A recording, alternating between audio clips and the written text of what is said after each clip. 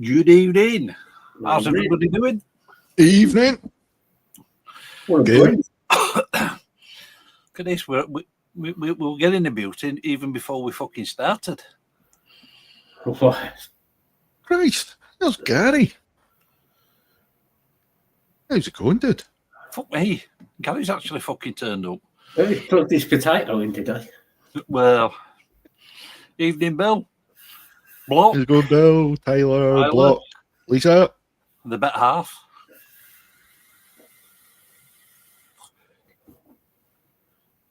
Well, yeah, fucking hell, Gary. What the fuck?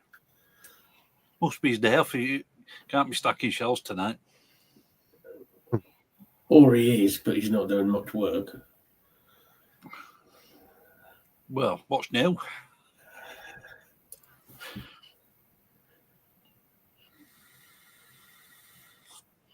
So, I don't know if there's been much happening in the news.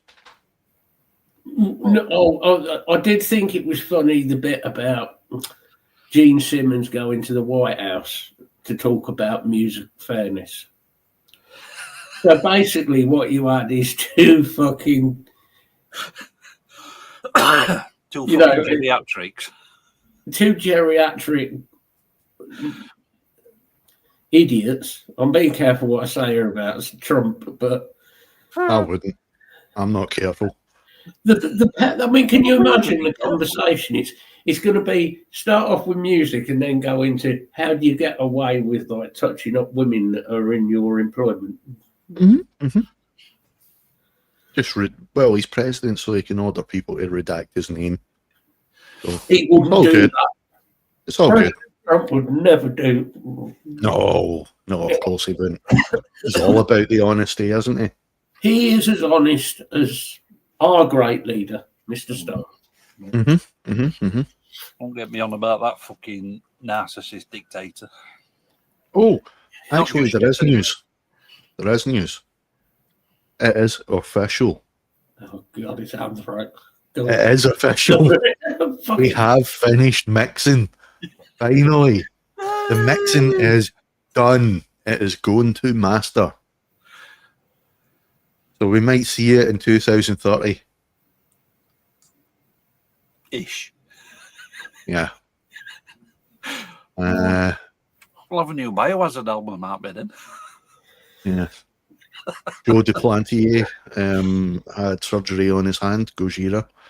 So he's now, they've got a stand-in guitar player for the tour. He just looks awkward though. I watched one of the tracks from one of the tours and he just looks so awkward. It's like he doesn't know what to do with his hands. Yes, Bill, the saga continues. And with Anthrax, it does look like they should be on a holiday for saga. Evening, Martin. Or should I say, the Megatron's biggest fan. Yeah. Well, yeah. And we were talking about Creator's new single, which is meh. I've not listened to that yet. It just sounds mainstream. It's okay. Yeah. That's about it. It's and not a band that I've ever liked, but I recognise their talent. Avenged Sevenfold. Heard their latest one, and it just sounds like they were on all the drugs. Oh yes, all of them. Well, the Avenged Sevenfold. Aren't you? I should think so. That was my leg. Yeah. The wobbly one. That's a ripper. Well, the Avenged Sevenfold must be bad because even fucking Chris Bell's been slagging it off. Oh, I watched that. That was awful, man. It was merited. I've not watched it. I just saw what he put up in Discord. Chris only likes one band. No, but they're one of his favourite bands. They always have been. But It was actually good to see even he wasn't willing to just go, well, maybe it's just this one song. He's just like, nah, that's it. Because, everything they've done recently has just been so piss poor. It's just like they can't be asked. I was never a big fan of Avenged Sevenfold, but Bob things are alright, but I mean, Sinister Gates is an incredible guitar player. Right now. if they were, if somebody had it on, yeah, fine. It's not, but I wouldn't choose to listen to them. Put it that way. No. I've never liked them. Never. But yeah, it was good to see even he wasn't willing to stick up for them. Even he was just calling it like it was. He was just like, nah, this is fucking dog shit, man.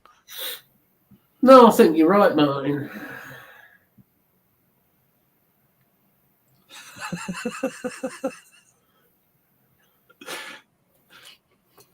I still say Exodus are going to have both their albums out before the fucking Anthrax album. Yes, so do I.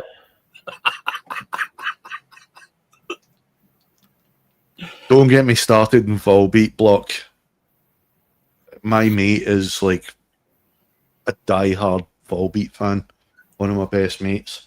You can't get been trying to get me to listen to them since I've known him, and I've just been like, no, not a chance, not my thing, dog shit.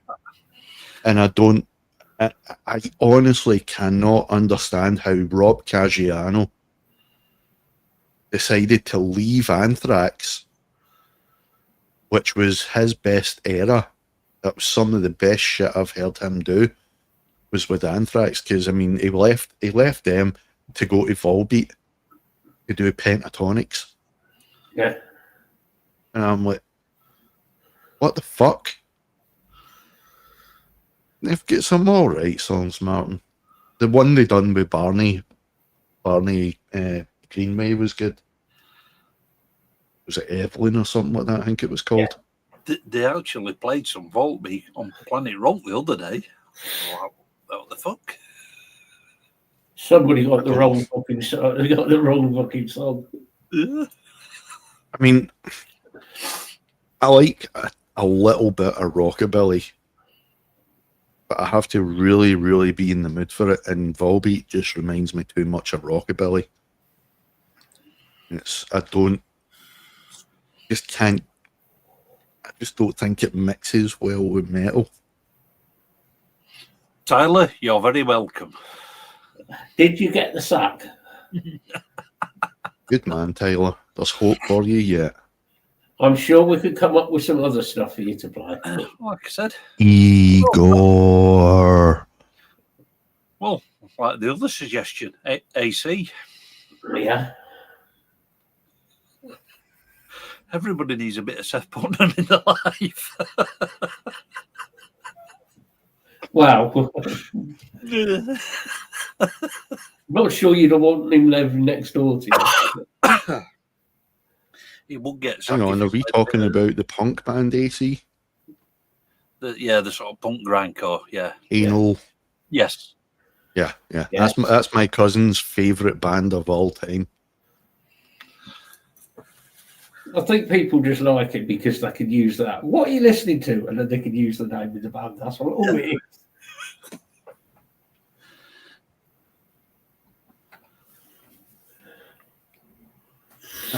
Yeah, that's true, Martin. That's true. Yeah. And don't forget, he also worships Little Wayne. We shall just take a moment just to pray for Tyler. Let's all mourn Tyler's music taste. Yes.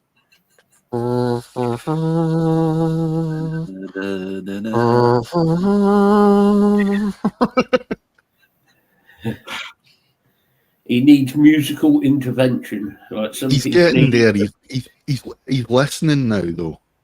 Yeah, some people get it for drink or drugs. Tyler needs it for music. I'm just ripping the piss, Tyler. You know I am.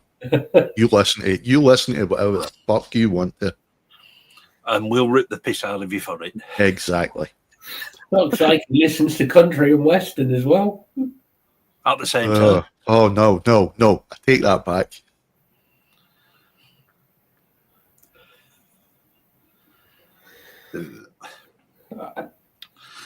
It could have been worse, Bill. You could have said 30 Seconds to Mars. Oh, God. Hey. Get banned. But he has a fantastic voice on him. Yeah. And he's a fantastic actor. I don't care what anybody says. Yes, he's like Pedro Pascal. He's popping up in absolutely fucking everything. He is, yeah. Doesn't diminish his talent. Good voice, talented bloke. But...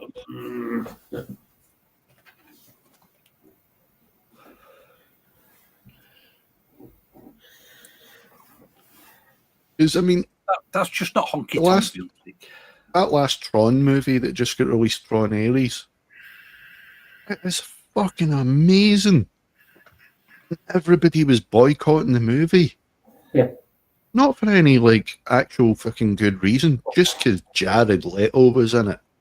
And it is a really fantastic film, isn't it? If you It's I honestly think it is the best of all of them. When it came out, when we were talking about it a while back, I thought, oh, fuck, here we go again, a remake of a remake. Yeah, it's going to be... And it really isn't. It isn't. It's a proper sequel, and it's... Hey, D-Dub. D-Dub! And it's Watch out, the Mexicans have pays, arrived. pays homage to the original, which I liked. Oh, shit, he's already in. I think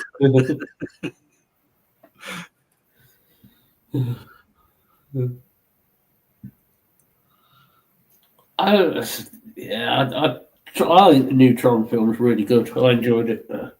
Oh, it's absolutely fantastic. What I don't understand about it, though, is I don't know if you know the actor Cameron Monaghan. He was in Gotham. He played the Joker. Yes, yeah. Right, yeah. Gingerhead. Why is my camera froze? Oh, there it's back again. But yeah, he got top billing in the cast. He was like third in the cast list. Yeah. He's in it for like not even 15 fucking seconds. Yeah, I don't get that. And I think he says like one word, literally one word or two words, let's go or something like that, I think he says. I mean, I like him. He's a good actor and all. But... Cameron Monaghan, ladies and gentlemen. When can you miss him? Mind you, I did like him in Gotham.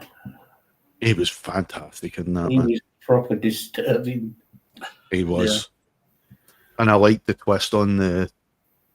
I like their twist on the character as well. Mm. You've never seen Tron, Tyler? Oh. Holy shit.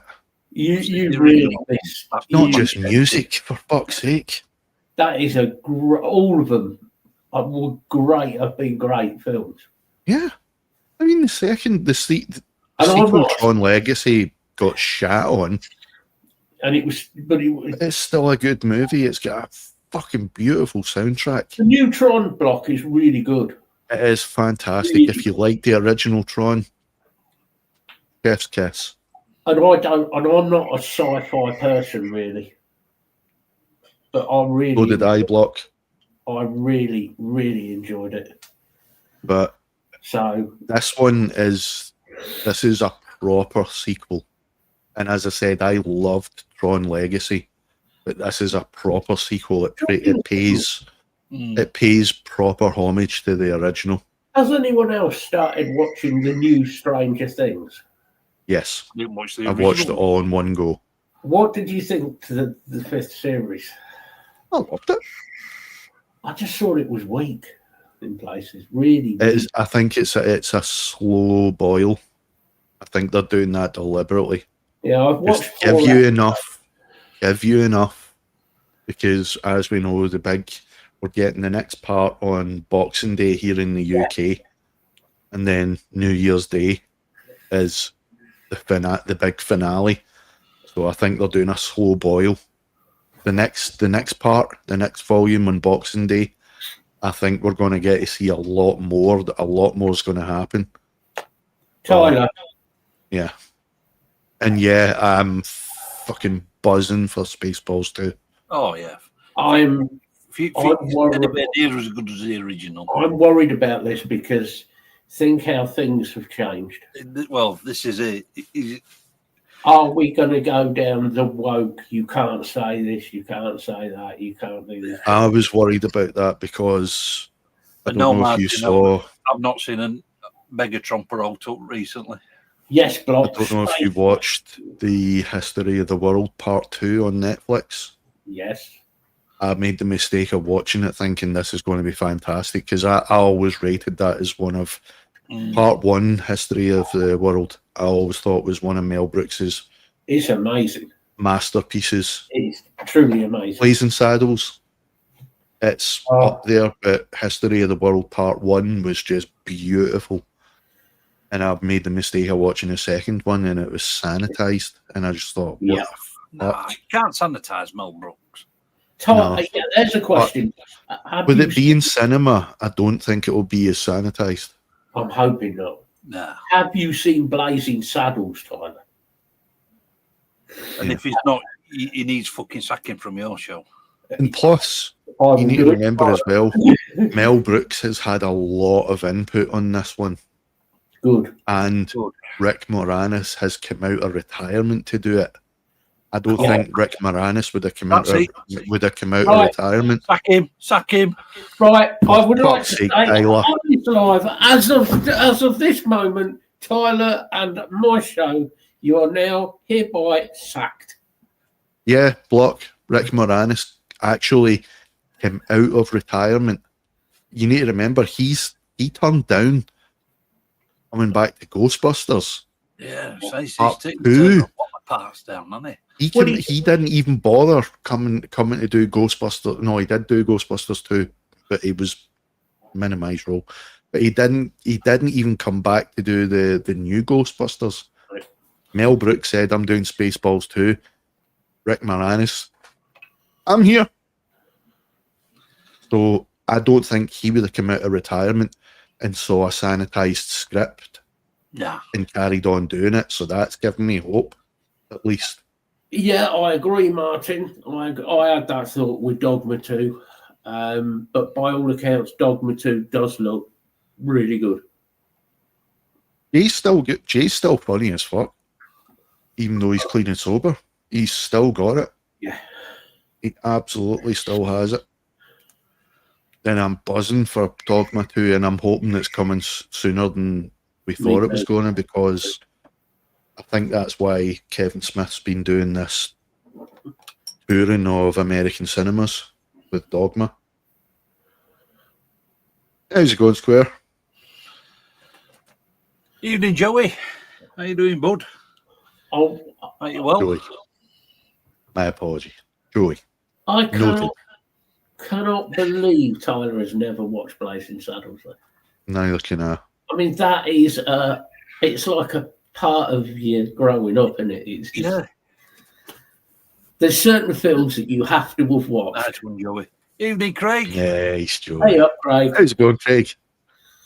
There's certain films you have to have watched growing up. Absolutely. The Cheech and Chong films. You haven't either, Craig. Jesus Christ. Okay, now that's 2 seconds. Bill, if you say you haven't watched it, I'm doing the show on my own tomorrow. Yeah, what Block said. And Bill, yeah, you're absolutely spot on. Kevin Smith's Silent Bob monologues. Superb. How's the back, Craig? Same here, Martin. That was brilliant.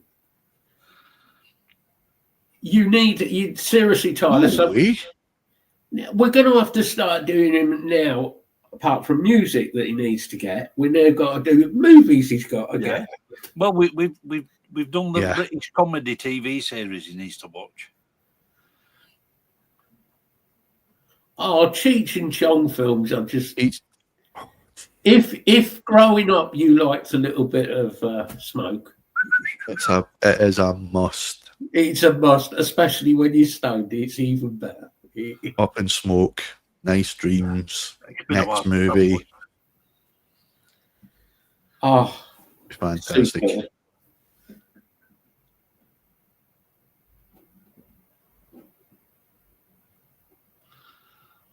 Well, look, you see, no, that's good. Doodle! Fucking hell, Oh. buddy. How you doing, bud? How high? Yes. Not at the moment. All the highs. Not yet. Absolutely, Martin. If you notice, Tyler's trying to get into your bubbles Absolutely. very quickly, dear.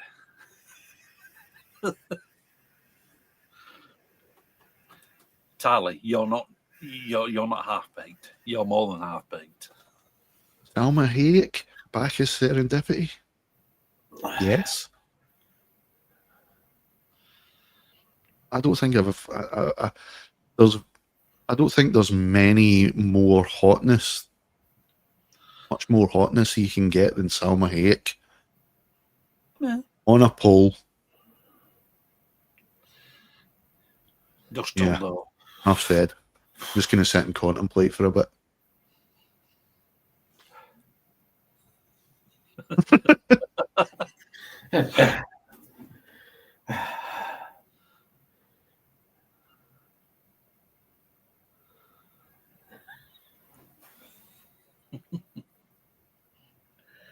Yeah, Cheech and Chong are doing the last movie. It's a half dramatized, half documentary. Cool. Oh yes, Craig. Oh yes.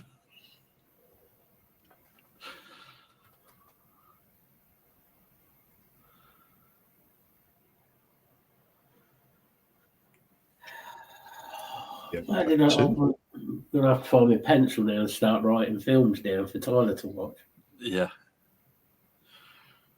Horror films are out because he gets scared.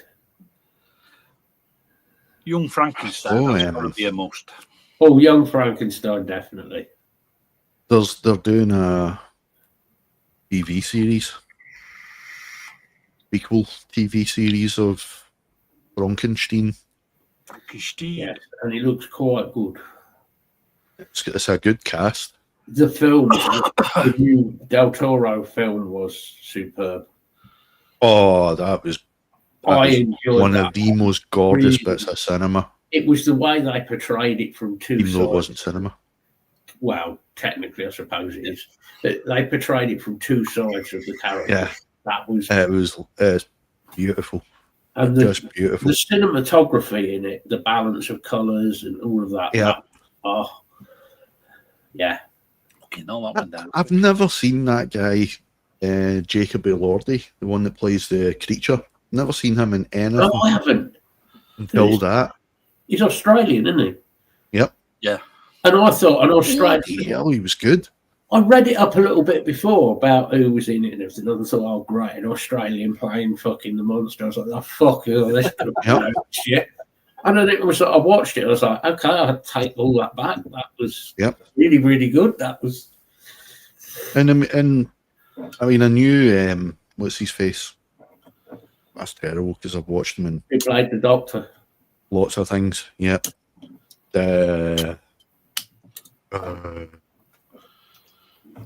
Come to this show for accurate information. Three idiots who go a lot. He was in Moon Knight. He was in Rogue One. No, the sequels, Star Wars sequels. Oh, Jesus. No, it wasn't him. Nah, don't remember him out. Anyway, he was damn good as well. I'd say that's the best bit of acting I've seen him doing, actually. Okay, Oscar Isaac. That's the one. Oscar Isaac. That's the one. Yeah, and Mia Goth was good as well. Yeah, I've never watched her in anything. She was really, really good because she played it quite just dark and a bit, Cookie, you know. almost. She was kind of weird. I bet you Oh, have what.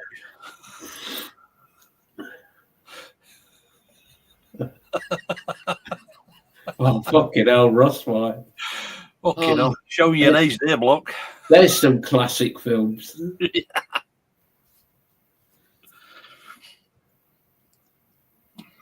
Yeah, I was going to wear mine D-Dub, but mine's is exactly the same. And I thought, Matt's got a hoodie that looks the exact same as that. And I thought, the three of us are going to fucking turn up wearing the same thing. Sponsored by. Sponsored by Timu. Timu special, this one.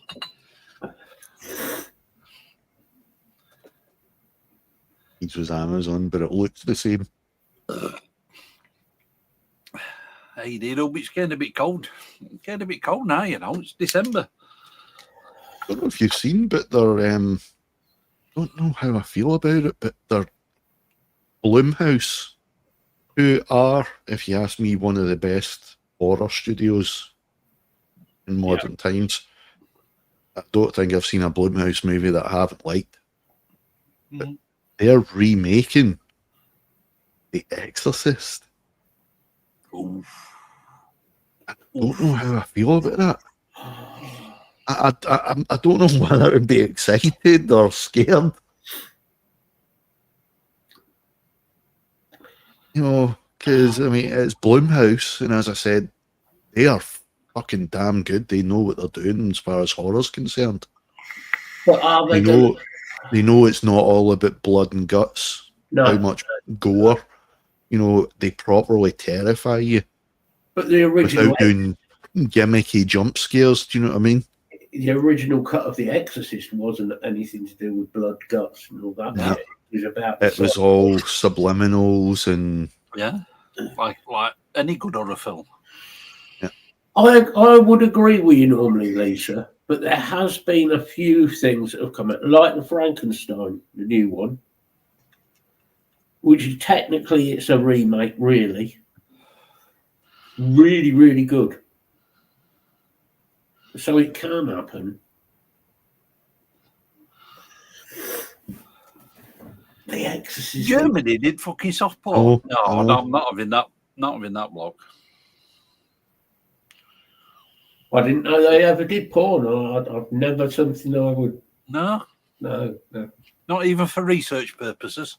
No. I mean, don't quote me in this.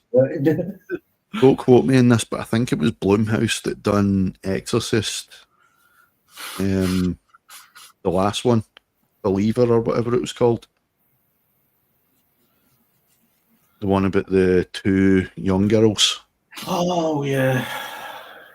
And it was actually not bad. It was kind of had the same feel as the original. But I don't know how I feel about a remake of the original, because the original still it still stands. You could watch that just now and it would still scare the shit out of you. It had subtitles. I didn't notice them. Oh, no, keep your tap shut.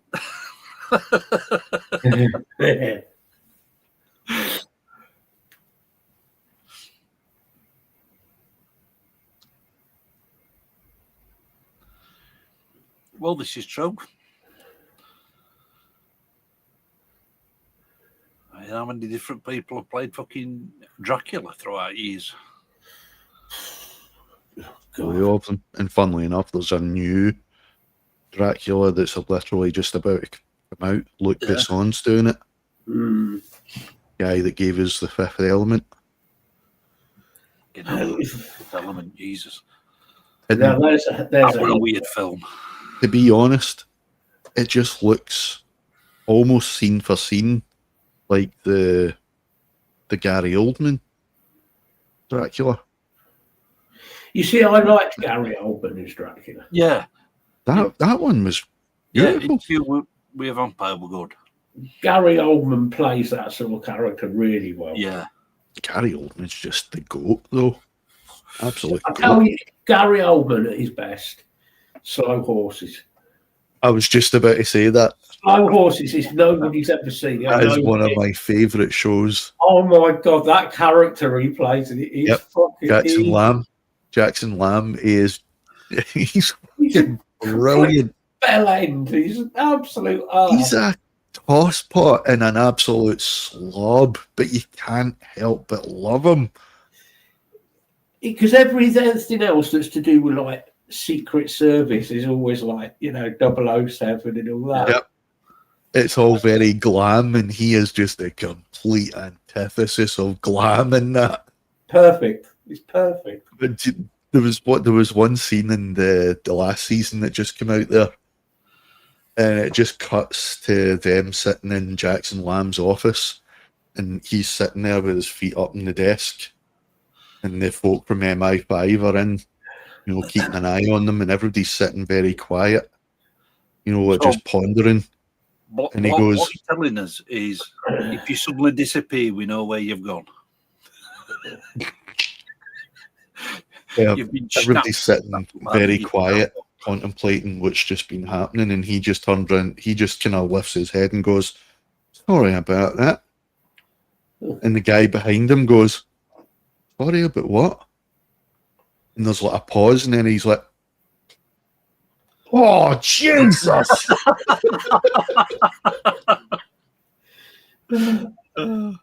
What you mean? Oh, Like it's fucking brilliant, man. Apparently he did actually let off like quite a lot for real on set. Oh, it's brilliant, man.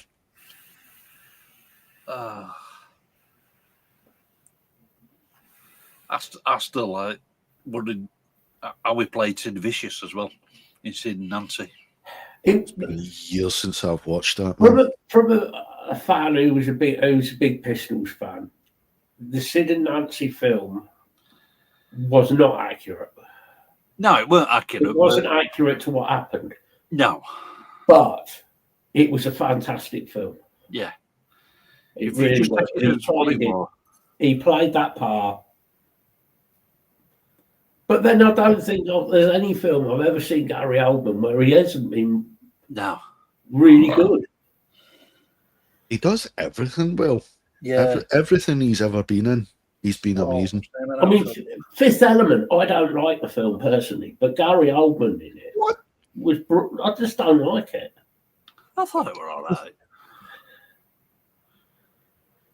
I enjoyed it at the time.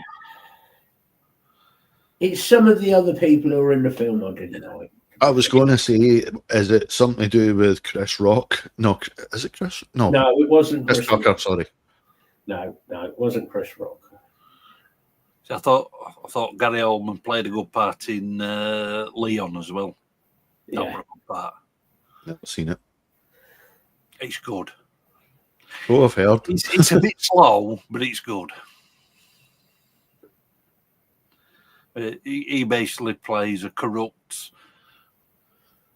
drugged up detective, basically. Yeah, very good. And let's not forget his portrayal as Commissioner Gordon. Yep. Yes. He was good in that as well.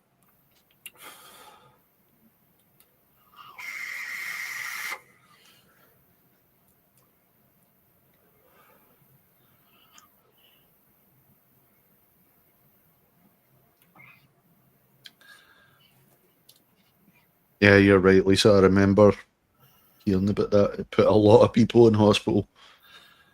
The Exorcist. Fucking did. I don't know why. Just I think it was a lot of it was just injuries on set. A lot of it was at the cinemas was the hype, wasn't it? People got so hyped before they went to see it. Mm-hmm. Well, I mean, look at the horror movies that came before it. We laugh at that kind of horror now. I mean, you could put it in front of a kid and they wouldn't bat an eye. The old Hammer horror. What, 70, 71, wasn't it? 72. 71, 72, because it was Yeah. literally just after Tubular Bells had been released, and that was 71.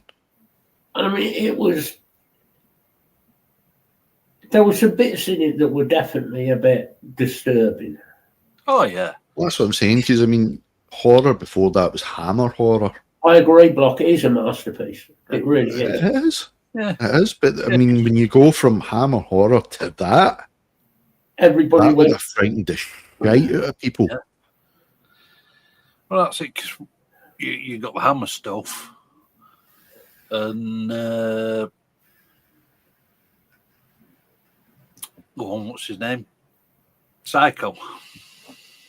Oh, Hitchcock. Hitchcock. That's him. Hitchcock. Hitchcock did some brilliant films. Yeah.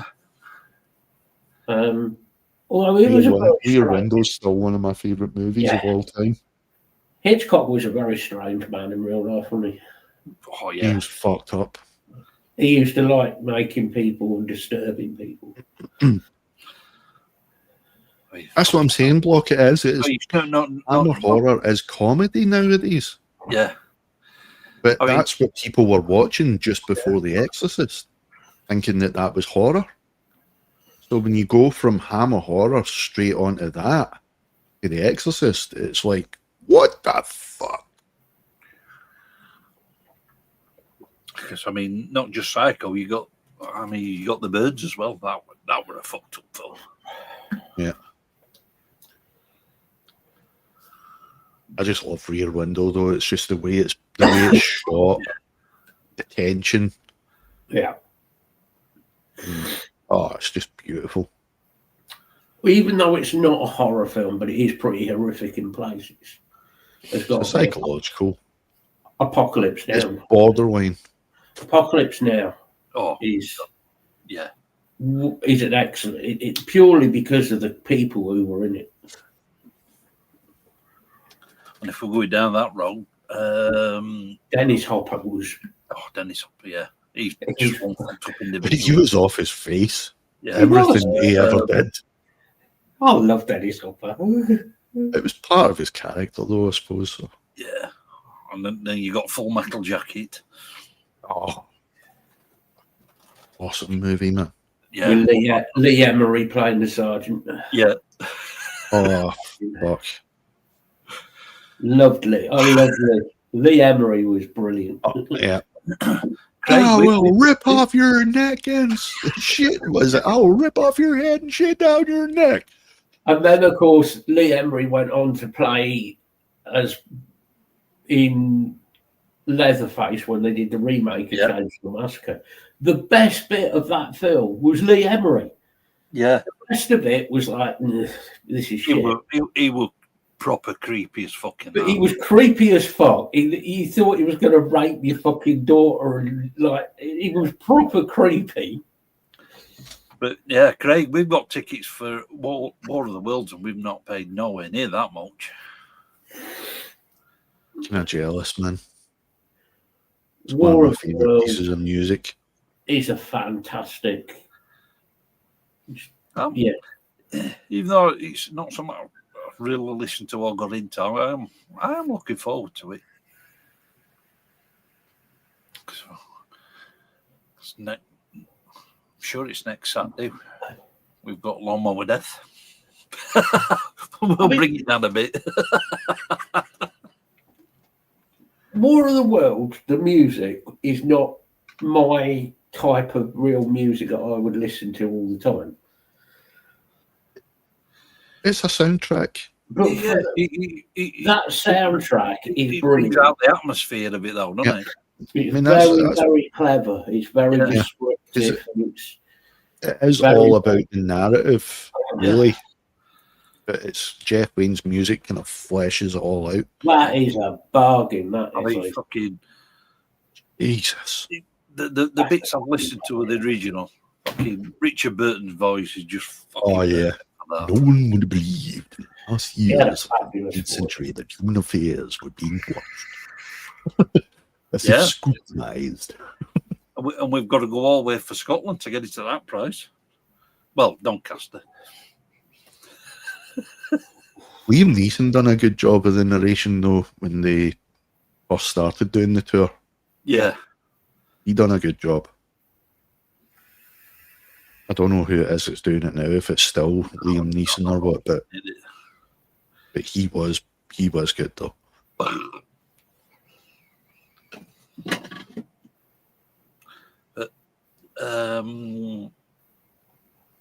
What's his face? On Produce Like a Pro channel. He went to Jeff Wayne's studio. All the way. Sturgis? No, Warren Hurt. Hurt. Yeah. He went through to Jeff Wayne's house and studio. Right. I was a good video. That's about an hour long. I need to watch that. The one that I watched, the War of the Worlds that I watched, they put it up on Sky Documentaries or Sky Arts, I think it was. Mm. And it was Ricky, what's his face, from Kaiser Chiefs that was playing the artilleryman. Yeah. And when I saw his name, I was like, he was fucking brilliant, man. Yeah, cool. He was actually one of the better things about the whole fucking show. Wilson, thank you, Craig. Yeah, he was bloody good. I think it was David Essex that played the artilleryman on the original. Richard Wilson played the artilleryman. All I got is Victor Meldrew. Not Ricky, not Richard. That'd be brilliant, wouldn't it? I don't believe it!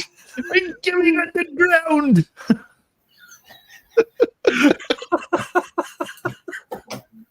Oh, fucking hell. Oh, fuck's sake. Yeah, it was David Essex, yeah. Yeah. They're still using Neeson. Holy shit. Because I remember he recorded his performance and they put it up as a hologram. Yeah, Billy Connolly doing the voiceover for it. That's right, Lisa. It was Phil Lynott as Hudson Nathaniel. Yep.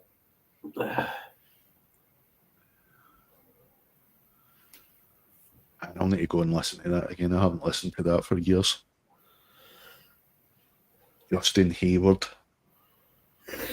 One of the best tracks on it, Thunderchild.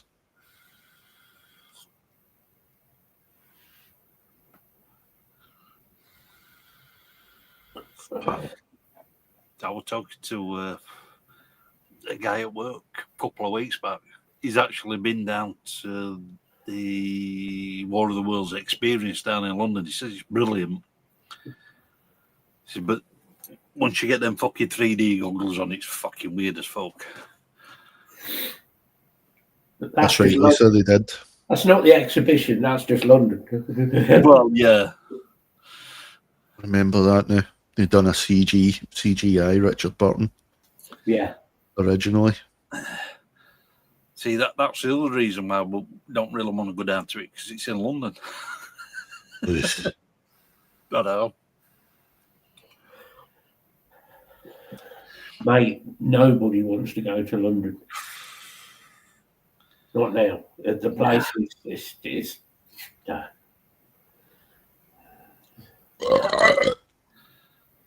Stick with the People's Republic of Yorkshire.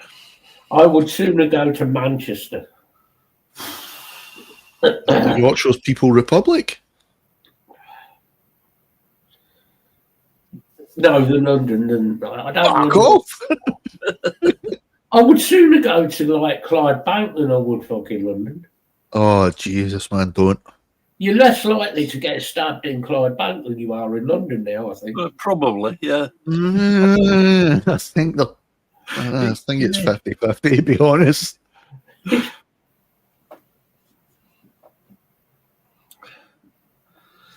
See, that's really the only good thing Manchester's got going for it. At least they do have some decent bands on. They've got some good venues there. Yeah. Mm-hmm. I'll give them that. The people are fucking shit, but the venue, yeah. I mean, Is it That's kind of like Glasgow. I think it's March where you go back to Manchester for Creator and Carcass. Oh, that'll be a good one. Yeah. What I was going to ask you, G, is Barrowland still there in Glasgow? I'm not sure.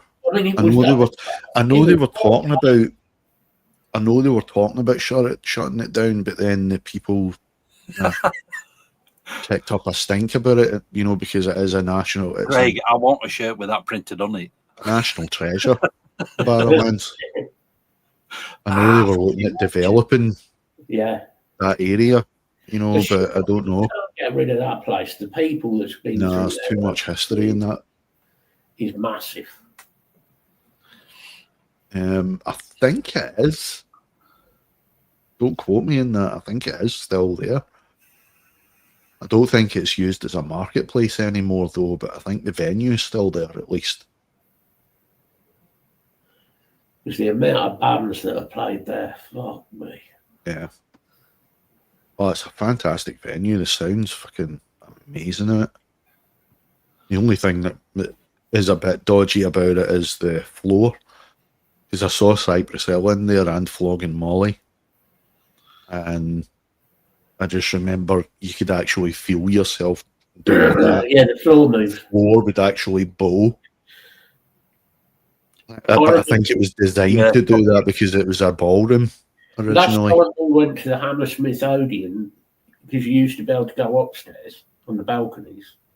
It had got that bad with the balconies from all, like, you'd had obviously Thin Lizzy and Motorhead and AC. The balcony where everybody was up there jumping, the balconies were moving about 5 inches. They were about the balcony, and they were like, we better stop. It was originally designed as a ballroom, so it was designed to do that, you know. But it's kind of disconcerting when you feel it, you know. Well, yeah, it is. It's still going. Yeah. Still going. Fucking Nottingham Rock City's like that as well. No, well, they've redone a lot of it now. I know they've redone a lot of floor, but I've not been since they've redone floor. Even though Nottingham next week, they're at rescue rooms, not at Rock City. Last time I was at Rock City, while I was actually working, I was on the door at Rock City. So we used to go down, you know, where the bar, you go down the fire exit at the side at Rock City. Yeah. That takes you down to the cellars. Yeah. We were stood under there when the band was playing, right? And the joist had cracked, and the joist, the timbers were doing that with everybody on the floor. Holy fuck. Do you know what their repair for it was? You know the steel corner steel plates you put on a joist? Yep. They put 2 of them across and put some screws in them. Oh, sick. Ron Seal, Bob's your uncle. I'll just bodge that up. Yeah, but we are talking about Nottingham here. They're not the brightest sparks in Nottingham. No. If you jump up and like do a punch to the ceiling in there, you have just punched the ceiling. Yes. You punched a hole through the ceiling. I think one of my mates done that at a gig. He was playing a gig. He was the front man.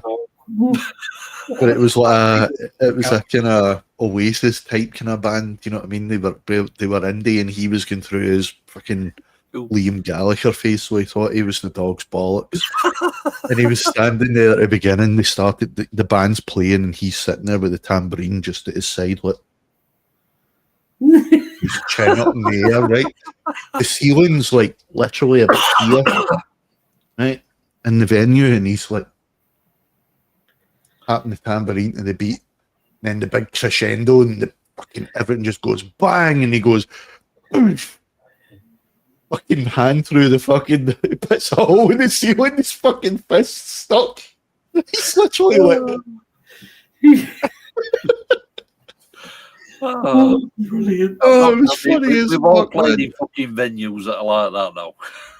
That was in the 13th Note in Glasgow, down in the basement venue. It was funny as hell, man. Fucking station in fucking Doncaster like that. I think most, you notice this, is that there's a pattern here. Most rock clubs are the same. They're like decrepit and falling to death. Oh, my Last band time we went played to some Rock shitty City venues. were Machine Head, and it would. I think that was the last gig before they changed the flooring, because you could still stick to the floor. Oh God, yeah. There was a venue that one of my bands played in, Nice and Sleazy's, and it was actually, I was in a band with that same guy that put his fist through the roof. Nice and Sleazy's was aptly named because it was like, it literally was like a cellar. Yeah. And you're playing at the back of the cellar, and there was like this wee tiny hatch door. The ceiling's like here, and there was only room. You're talking, you could get the drum kit, and that was it. There was like no more space around, and that was it was only about like, I mean, this room was the venue. Yeah. The stage area, sorry. And there was like a tiny hatch behind the drum kit, and that led into where they stored the beer barrels for upstairs in the pub. And so we were sitting playing the gig, and then fucking one of the bar staff just kind of comes walking towards us, and I'm like, what's going on here? And he just fucking walks by us and kind of pulls the hi-hat to one side. While the fucking drummer's in mid-beating, he's like, fuck? He's trying to fucking like, whoa. The guy just fucking lifted his hi-hat and moved it, and he's walked by, goes into the hatch, fucking comes out with a crate of beer and fucking goes back up. What the fuck? Never quite had all like that, but this were another fucking gig in Doncaster, in a pub. They didn't even have a fucking stage. Just on the floor, fucking half stacks on tables. Oh, yep. I played a few like that myself. Yeah. Fuck. There's a venue in Glasgow, the Clutha Vaults. It's the one, a lot of people lost their life there. Literally just as, I told you guys about it before. That was the place. My band were due to play, I think it was 2 weeks after I decided to move over here. Yeah. We were actually penned in to play there in my old punk band with a band called Esperanza, who are quite well known now. Got a ska band. That's right, Craig. The helicopter crash. Police helicopter right through the roof. Killed a few people, fucking maimed a load of people as well. And I remember that one, yeah. But it was a lovely place though, but it never had a stage area. You were literally, you walked in the door and there was like a kind of horseshoe bar in front of you that kind of, the arch was in front of you as you walked in. Round the side here was a load of tables. Round that side, a load of tables. It was like a little kind of balcony area over here, where you would think they would have the stage, you know, like just shut off that area and let the band play there. They used to, and then they decided, no, we'll just put it in this tiny fucking ass corner just beside the door. Yeah. Which was a great idea because like I used to have all my lyrics on a music stand. That was right in front of the door. So every time somebody came in, all my lyrics would just go fucking blow up the whole fucking floor. But it was a great place to play though, man. The crowd were always going in there. Glasgow's got some fucking fantastic venues. Pretty looking, but when you look at the vibe and sound. Yeah. Some of these venues were fucking dangerous. Like Sheffield used to have some good venues like that, but most of them have gone these days. Leeds has got a couple of decent venues. It's just Leeds. Yeah, but you've got fucking Leeds. It's the people thing again, isn't it? Yeah, Craig, we were due to that night that crash happened. Esperanza were playing, or were supposed to play. I don't know if they actually did. think they did actually, but don't quote me on that. My band was supposed to be playing that night. I left and we disbanded. Sounds like you had a lucky escape, aren't they? I think one of my formative going to gigs things was the Hammersmith Odeon, seeing Motorhead there. Oh, wow. This was just at the time they brought plastic glasses in. And I've always drunk Nuki Brown, but I was drinking just normal beer that night. And standing there as Lemmy did his usual was, the limit is this, so we'll go well past it and just turn it all the way up. Remembering that Hammersmith Odeon then was like 120 years old. Yeah. So he's turned it up to about 120 plus decibels. And I'm stood there with my pint and I'm watching bits of plaster fall in my pint. It's just like, what? Oh, for fuck's sake. A great event. I mean, that so many big bands played there. Queen, that was one of Queen's first gigs there. Yep. That was the first time they did the Ogre set and the White Queen. That was it, sort of growing up in 70s and 80s. You always heard about Hammersmith Odeon. It's like, fuck it, I'm so pleased I went because it was one of the places on there. I wish I could have seen Queen. I'd They were still alive. Early, you know. Yeah. I wish I'd have seen them, man. Like when in that first album, Sheer Heart Attack and what a fucking album, man. The White Queen, all of that set. Yeah. When I don't care whether you're not a Queen fan or you are a Queen fan, you can't put it. The theatrics that went into it was not just the theatrics, just the fucking sheer talent, man. Yeah. There's never been another band like them for that level of talent and composition. The music those guys wrote, I mean, like, even Roger Taylor, even the songs he wrote were fucking fantastic with Queen. Yeah. On his own. Yeah. Go steady, you'll have Gary wanking off. Unless he's fucked off to work. That's what he's doing now. Queen have always been, as far as I'm concerned, Queen are on par with Igor and Anthrax for me. Always have been. A Night at the Opera is still my favourite album of all time. Night at the Opera was a class album. Just from a writing point of view,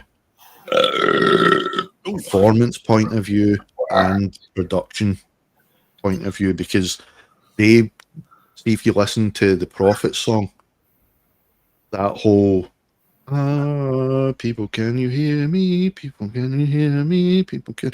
And then he harmonizes with his own voice. Yeah.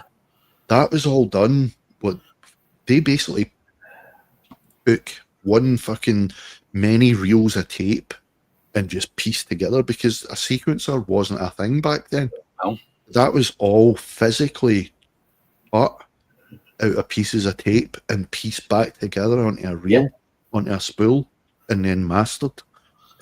Most of it was recorded at absolute fucking genius studios down in Monmouthshire. Yep. It's still, for me, it is the best bit of production I think I've ever heard.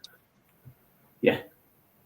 And that was down to those guys, though. I mean, it wasn't the guys that were doing the production, it was them pushing the band, pushing the production guys to what they had in their heads. Yeah. You know what I mean? That made them come up with all these different techniques. Nice one, Craig. It's well worth it. It's a great album. Yeah. It is. It's start to finish is just beautiful. I think Queen, as time went on, Queen got a bit. Well, I think, you know what I think that was, though, Matt? I think that was because Freddie wasn't really present a lot of the time, so it was. I mean, obviously, Freddie had his most of the time health problems. You know, which. But when the four of them wrote together, it was gold, man. Absolute gold. And I don't know if anybody here's actually watched it, but if you're a Queen fan and you haven't watched the movie Bohemian Rhapsody, Keep meaning to watch that. watch it. But Watch it. It is what's his fucking name? The Asian Rami guy. Malek. I didn't think he would work. I'll say that. Neither did I, because originally it was Sacha Baron Cohen. But I don't think supposed to Sacha would have worked. He would have, but I think he would have been able to play him. But at the same time, I don't think he'd have been able to take him seriously. No. I've seen him in serious roles since. Yeah. And he was actually in a Marvel series recently as Mephisto, who's basically the devil, and he is sinister as all hell, man. But you need to have watch done it. But Rami Malek, when I saw he was playing it, I was like, Yeah, I thought that. I saw it. Holy shit, man. I still can't watch that movie without being a fucking blubbering. But what I liked about it is honestly, every time, man, I'm a blubbering wreck. I was worried they were going to play the part of Freddie as, oh, he's gay, he's camp, he's gay, and really overdo it. They done him. But they kept it. Really done him proud. They kept it. Yes, he's gay. Yes, he was obviously gay. But they didn't make a big deal of it. It was just sort of kept it. Yeah, he's gay. It's there, but it's not the main story. It never was. Queen was the focus. Yeah. And that's what I liked about the movie, is that it wasn't all Freddie. Because, I mean, even the guys playing the rest of the band, like John and Roger and Brian, even they were fantastic. And it's the kid from Jurassic Park that plays Brian May. And you listen to him, if you turn away, you're listening to Brian May. Yeah, you are. It really is. Honestly, Craig, I think you'd really enjoy that film. Honestly, if you're a Queen fan, it's a must. We need to watch it. Absolutely beautiful. And they're still supposedly going to be doing another. I hope they do. Because there's still so many stories that they didn't get to tell. But yeah, it's so beautifully done. It's unreal, man. I went to the cinema with Lauren to see it, and fucking hell, I do believe even she fucking hard exterior was kind of broken through. I swear she had a tear in her eye, and she's not even a Queen fan. Do you know what? You saying that, Bill, about production? I want them to do a film of Pink Floyd, but not the modern Pink Floyd. Don't fuck up the bullshit. Yeah. Do a modern a film now. The said era. With Sid. And after. Yeah. Just after. And don't fucking lie. Don't have all this bullshit that everyone talks about, Sid. Yeah. Tell the truth. Yeah. Well, you would need to have the guys involved in the making, because that's what I was going to say. That's why Bohemian Rhapsody was done so well, is because they did consult with the guys in Queen, and they even consulted Freddie's old partners. Yeah. Even they were consulted to make sure that the portrayals and the events, they were dramatised, but the events, it's going to be those events did happen. You know what I mean? Well, I mean, Brian May were on fucking set a lot while they were filming. Yep. I think they just portrayed it well. They were honest. They portrayed it how it should have been portrayed.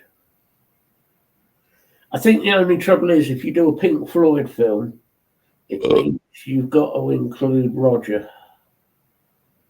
Well, love him or hate him, he was still a big part of it. Yeah. I mean, yes, Sid was the driving force initially, but they reached their peak with Roger. You know what I mean? I actually, even though I'm a Floyd fan, I actually really like that T-shirt. That was fucking brilliant. I know. That was class. I'm actually considered getting the T-shirt, and I'm not even that big an Aussie fan. As a person, I love him. Yeah, I love both of them. I'm a big Aussie fan, obviously, and I'm a big Floyd fan. But what Roger Waters came out with and what he was fucking it's just like, what the fuck are you know? Yeah, exactly. I mean, why did he have to say it, though? The man's dead. Whether you like him or whether you dislike him or as we said before, all he had to say were, "He's not my type of music." Exactly. He's forgetting though, but this is the problem with Roger Waters though. He lost his parents at a young age, so he's forgotten. He's forgotten though that that's still somebody's dad, somebody's granddad. Yeah, you know what I mean. All you've got to do is say, not my cup of tea, didn't like his style of music, but, you know, I'm very sorry he's gone. It's a terrible loss. Yeah. You know, that's it. Done. I mean, for crying out loud, like you say, his kids adored him, all of them. Exactly. His grandkids adored him. Oh, the grandkids doted on him, man. Yeah. Because he was absolutely was a family man. Yeah. And he's got millions of fans all over the world. Mm-hmm. And he always will have, let's be honest. Because at the end of the day, Ozzy's a crackpot like the fucking rest of us. Yeah, but that's why he's so loved. Because he's done it all, but he still came through the other end, and he's still humble as he was when he started. Yeah. I had to laugh. I was reading a bit on Budgie. Reading a bit of a documentary that Budgie did. Going back to Budgie, and when Ozzy got out Black Sabbath and he did that nosedive into the drink and the drugs, and Sharon had security following Ozzy round everywhere. Well, when they were on tour, Budgie were on tour as the opening band for Ozzy. And because Ozzy couldn't go anywhere without security, and Budgie was seen as, you know, they didn't drink, they didn't do drugs, Ozzy used to go into their hotel room and then roll a spliff in their hotel room.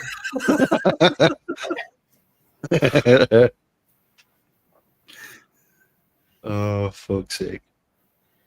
I mean, it just goes to show you, I mean, I was never a big fan of, I'll need to go back and try Black Sabbath again, but I was never a fan initially, and I was never a fan of Ozzy's own stuff. But as a person, nothing but admiration for the guy. Love him. Fucking love him. I mean, I got into sort of AC/DC Motörhead first, and then I heard Sabbath, and that's what got me into the heavier stuff. Yeah. It's me that got me into the heavier stuff. I think it did a lot of us at that age group. We heard Sabbath, and it was like, oh.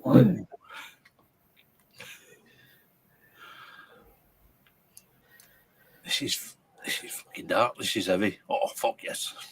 Yep, well, I'll have some more of that. Yeah, I agree, Lisa. If he didn't have anything nice to say, he should have just kept his mouth shut. But I mean, going back to what you were saying, Lee, I would love to see a movie about Floyd as well. Yeah. But it would need to have the remaining. I don't know. It would still need to survive in members. Maybe 75 at the latest. Yeah. It would still need to survive in members' input, if you ask me. Roger Waters is a talented guy. He is. He's talented. Just as a lyricist, holy fuck. Oh, phenomenal. Yeah, and even as a bass player.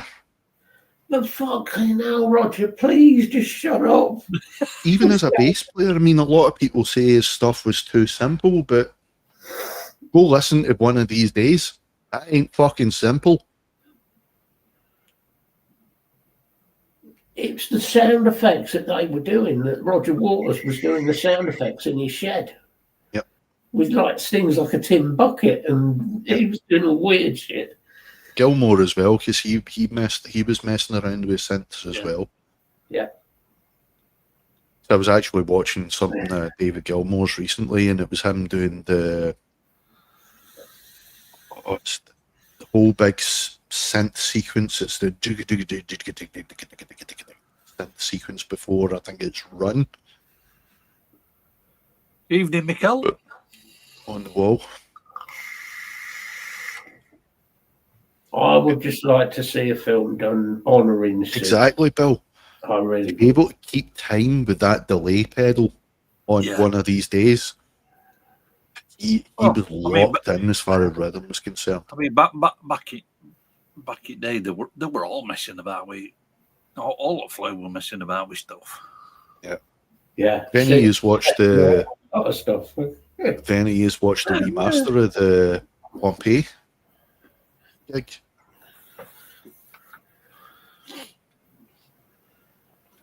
I've always Blu-ray of the Pompeii gig. Have you watched that? But I can appreciate what they did, especially with early stuff. I have live at Pompeii on vinyl and on CD.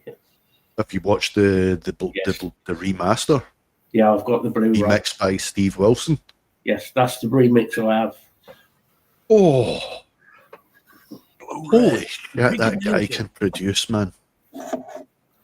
I knew he was a good musician, Steve Wilson, but holy fuck, as a producer, man, he is a genius. If you have 5.1 surround sound, which I have. I wish I had, because I was listening to 2.1 and I was nearly fucking cooming in my pants. Fucking unbelievable. You've got sounds coming from all over the place. It's like, what? Can you imagine? But it's gorgeous, man. Yeah, I know you've got it, Bill. Yeah, we know you would have it. As a performance, though, as well, it's just it's amazing. Amazing performance.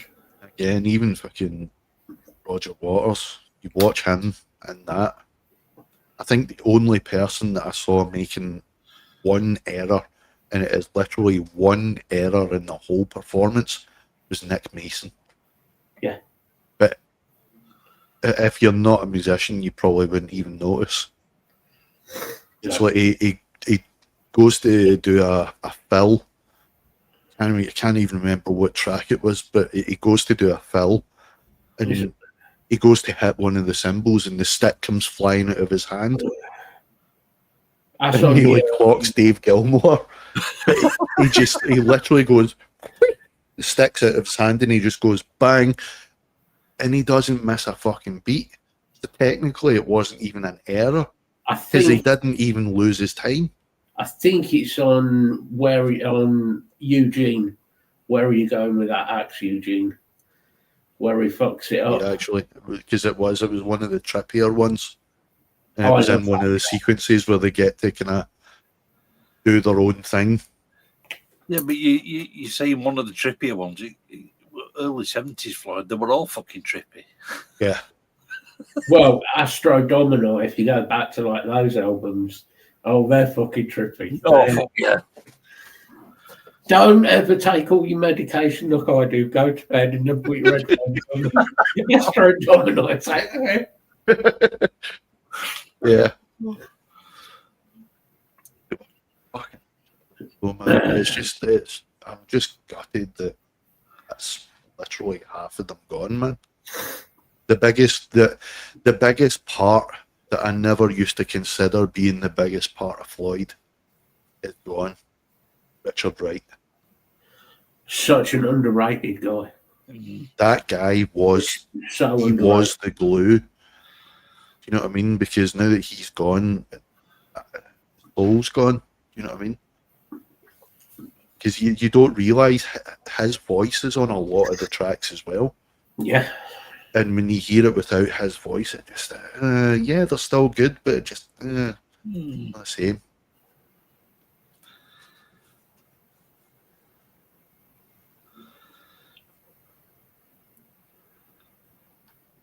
And he was a fucking absolute genius. Mad genius. Oh, absolutely, Bill.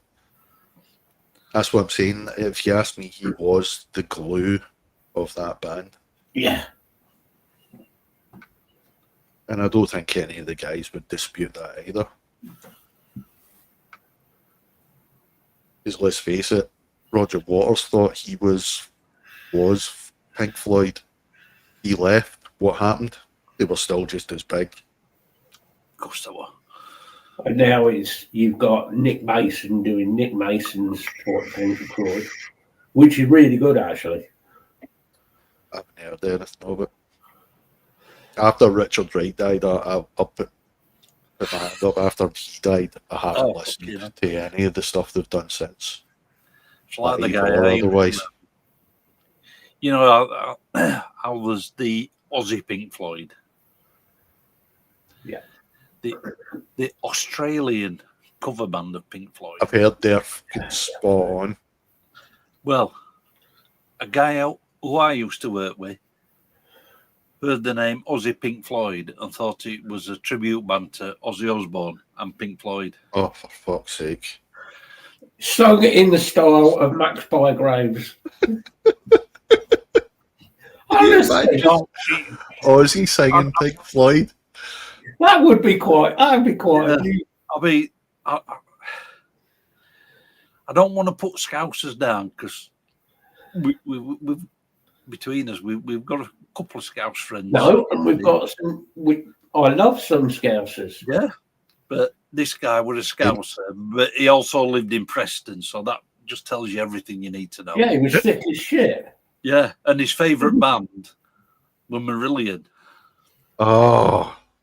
And not the fish ear of Marillion. You see, I like new singer. Oh, the Gary fucking era of Marillion. I like Fish. I love Fish as a person. I really like him. But Marillion, just Marillion, it's like, oh dear, here we go again. Yeah. I know Big Bill's a Marillion, and Bill likes Fish and Marillion. I mean, we've all got crosses to bear. And Dewey likes Gary Newman. I will not shit on anybody's taste. I will not shit on anybody's taste in music unless it's country. Tyler. Could be your ears. I will recognise the talent that Marillion was. Recognise that. Just not my cup of tea. Can't stand them.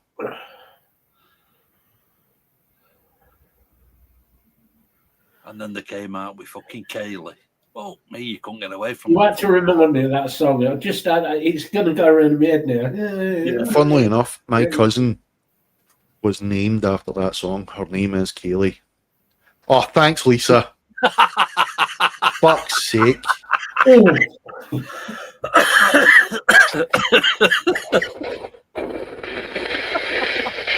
Oh. Fuck. Stevie Nicks sings Marillion. Okay, I take that back. I will not shit on anybody's taste unless it's country or Stevie Nicks. Stevie Nicks sings country and western. Thanks for reminding me, Lisa. It can't be any worse than fucking Jeff from Carcass doing country music. What the fuck was he doing? I want to know what fucking drugs he were on when he did that album. I'm going to say a lot. Yeah. Just other than getting his hole, what the fuck was Lindsay Buchanan and Mick Fleetwood thinking when they fucking got her in that band? There's my answer. It was just purely about getting her hole. Yeah, yeah. Because let's face it, she can't fucking sing.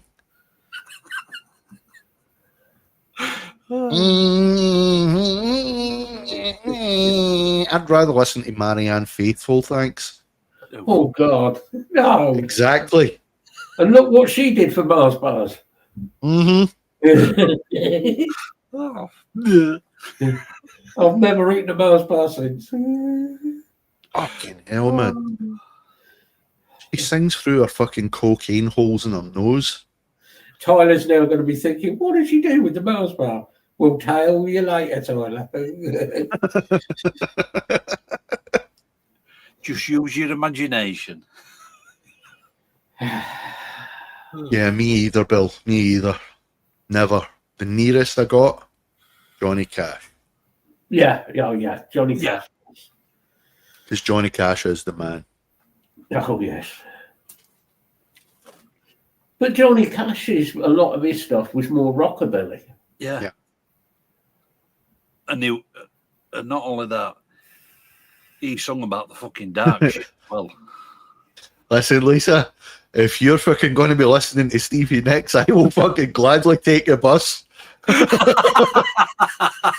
I'm sorry, but I am not listening to fucking Stevie Nicks. I love you, but I am not listening to Stevie Nicks. Not a fucking chance.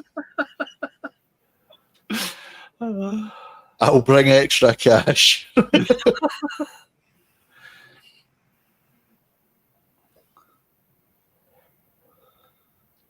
The Beach Boys were good, Tyler. The Beach Boys were good. I mean, Brian Wilson was a good lyricist. Yeah.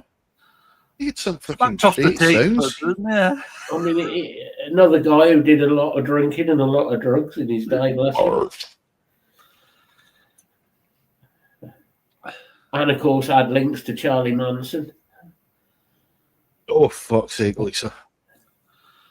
So it's just a case of, no, I'm sorry, I'll take my chances with the bus. I'd rather take my chances with the bus than take my chances and Stevie Nicks just popping up out of nowhere and Even in Liverpool? polluting my ears and my brain and my very soul.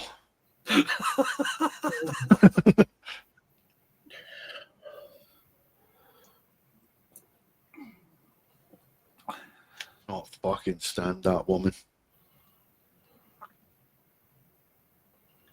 That was the biggest mistake that Mick Fleetwood and Lindsay Buchanan ever made, telling that woman that she could sing and putting her. They had the cheek to put her beside Christine McVie, who had a beautiful fucking voice. I can't, Lisa, because I feel it. It's not that I hear it, I feel it. My skin would crawl. Well, Craig, don't even fucking go there. well, what we could do, we'd just put you in a boat. No. I'd still fucking hear and feel it. She's that shrill. It doesn't matter what fucking strength of earplugs. It doesn't matter if it's noise cancelling. No amount of noise cancelling is going to cancel the very fucking cancerous fucking tone of Stevie Nicks.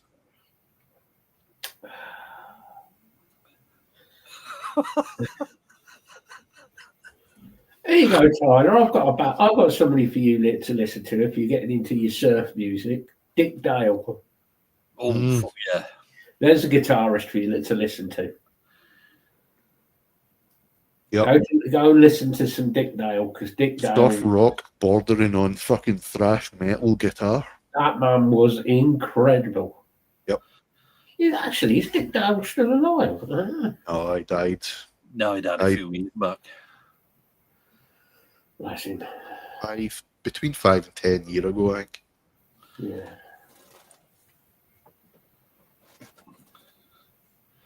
Yeah, only on a soul level though, Tyler. I wouldn't like to feel her. No thanks. 6 years ago, bless him. Yeah, it's probably like Marianne Faithfull. Everybody's been there. Well, Mars bars up.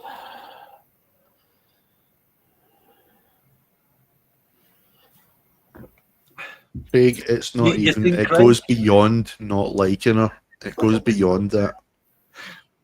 I'm sure she's a lovely woman as a person. Just don't tell her that she could fucking sing and have her make a career out of that shrill fucking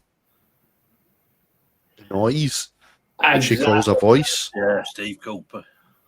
Even her talking voice is shrill. I can't Horrible. believe Steve's gone already. No, I mean, he was in his 80s. I would say, anyway. Thanks, Bill. Thank you for reinforcing my hatred then. Thank you. I mean, you just have to look what he did in fucking Blues Brothers, the Mind Hotels. Yeah. Booker T. Yeah. He also did a lot of session musician stuff, didn't he? Yeah. He Well was enough, just fucking good session musician. Just mentioned Steve Cropper. He just died there Yeah. last week. We don't want to know about your mate's girlfriend and midget gems. Was it midget gems or was it just midgets? They get up to some funny stuff down in Cornwall. Yeah.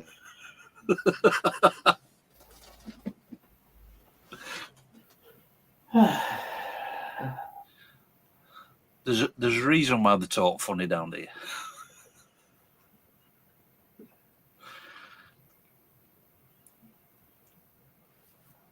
I didn't know that.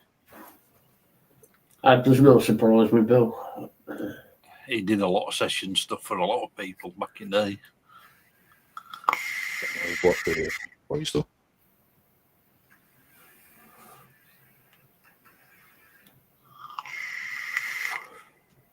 Oh, you would walk funny with midget gems up there. I Or are you talking about something different? Well, Buxton, well, yeah. I mean, there's a lot of webbed feet people around that area. Yeah. Allegedly. And it's close to Manchester. My God. No thanks. Taylor, no thanks. You know what scares me, Tyler? Why do you know about the little people? Yeah, that's what I was thinking as well. He's the best customer. And no, we don't want to see your browsing history. Do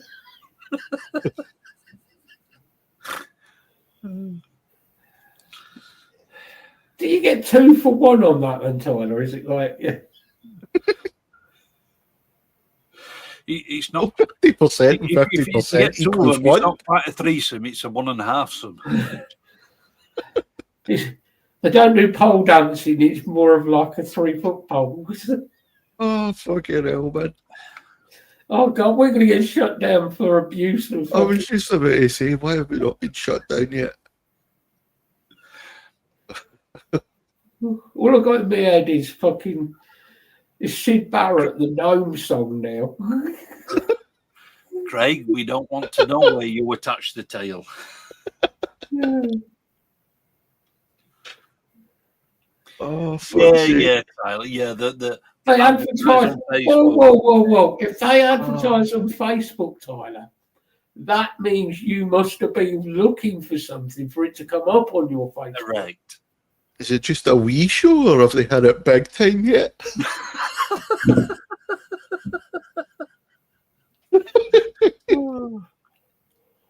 I mean, if they have an issue with it, I suppose at least it'll only be a small issue, you know. It's a small venue. Oh, fucking hell. It's not in your garden shed, this, is it, Tyler? You never know what happened. Oh, God, no, that's... no, Vic stripping. No. Martin, don't give him fucking ideas for crying out loud. He'll be doing live. His next live will be Vic doing pole dancing. Listen, don't make me spew up my San Miguel, please. No, I'm sorry about that. Well, I mean, it's a job for him. He keeps moaning and needs a job. Well, this is true. And he probably would get paid well to keep his clothes on. He might be able to pay his electricity bill. Please keep your clothes on. We'll pay you. Don't remove the steak bake. I hope he hadn't done a Marion Faithful with a steak, mate. That's, Oh, I hope he wasn't hot out the oven. That's for a steak bake, not a fish bake. Just wait till Steve the Seagull finds out.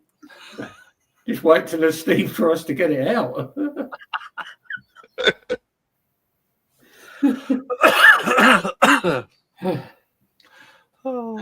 Okay, we've Your Greg's on. the show has reached new levels of depravity. You're never going to look at a steak Good one. ever again.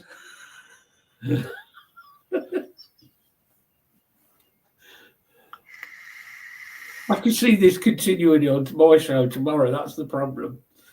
Yes, it will. I'll make sure of that. Don't you worry.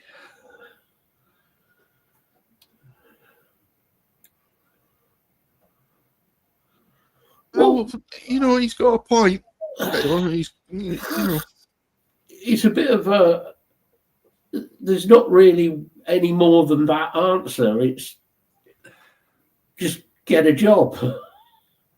Or if he's unable to, why not just concede to that and quit moaning about it?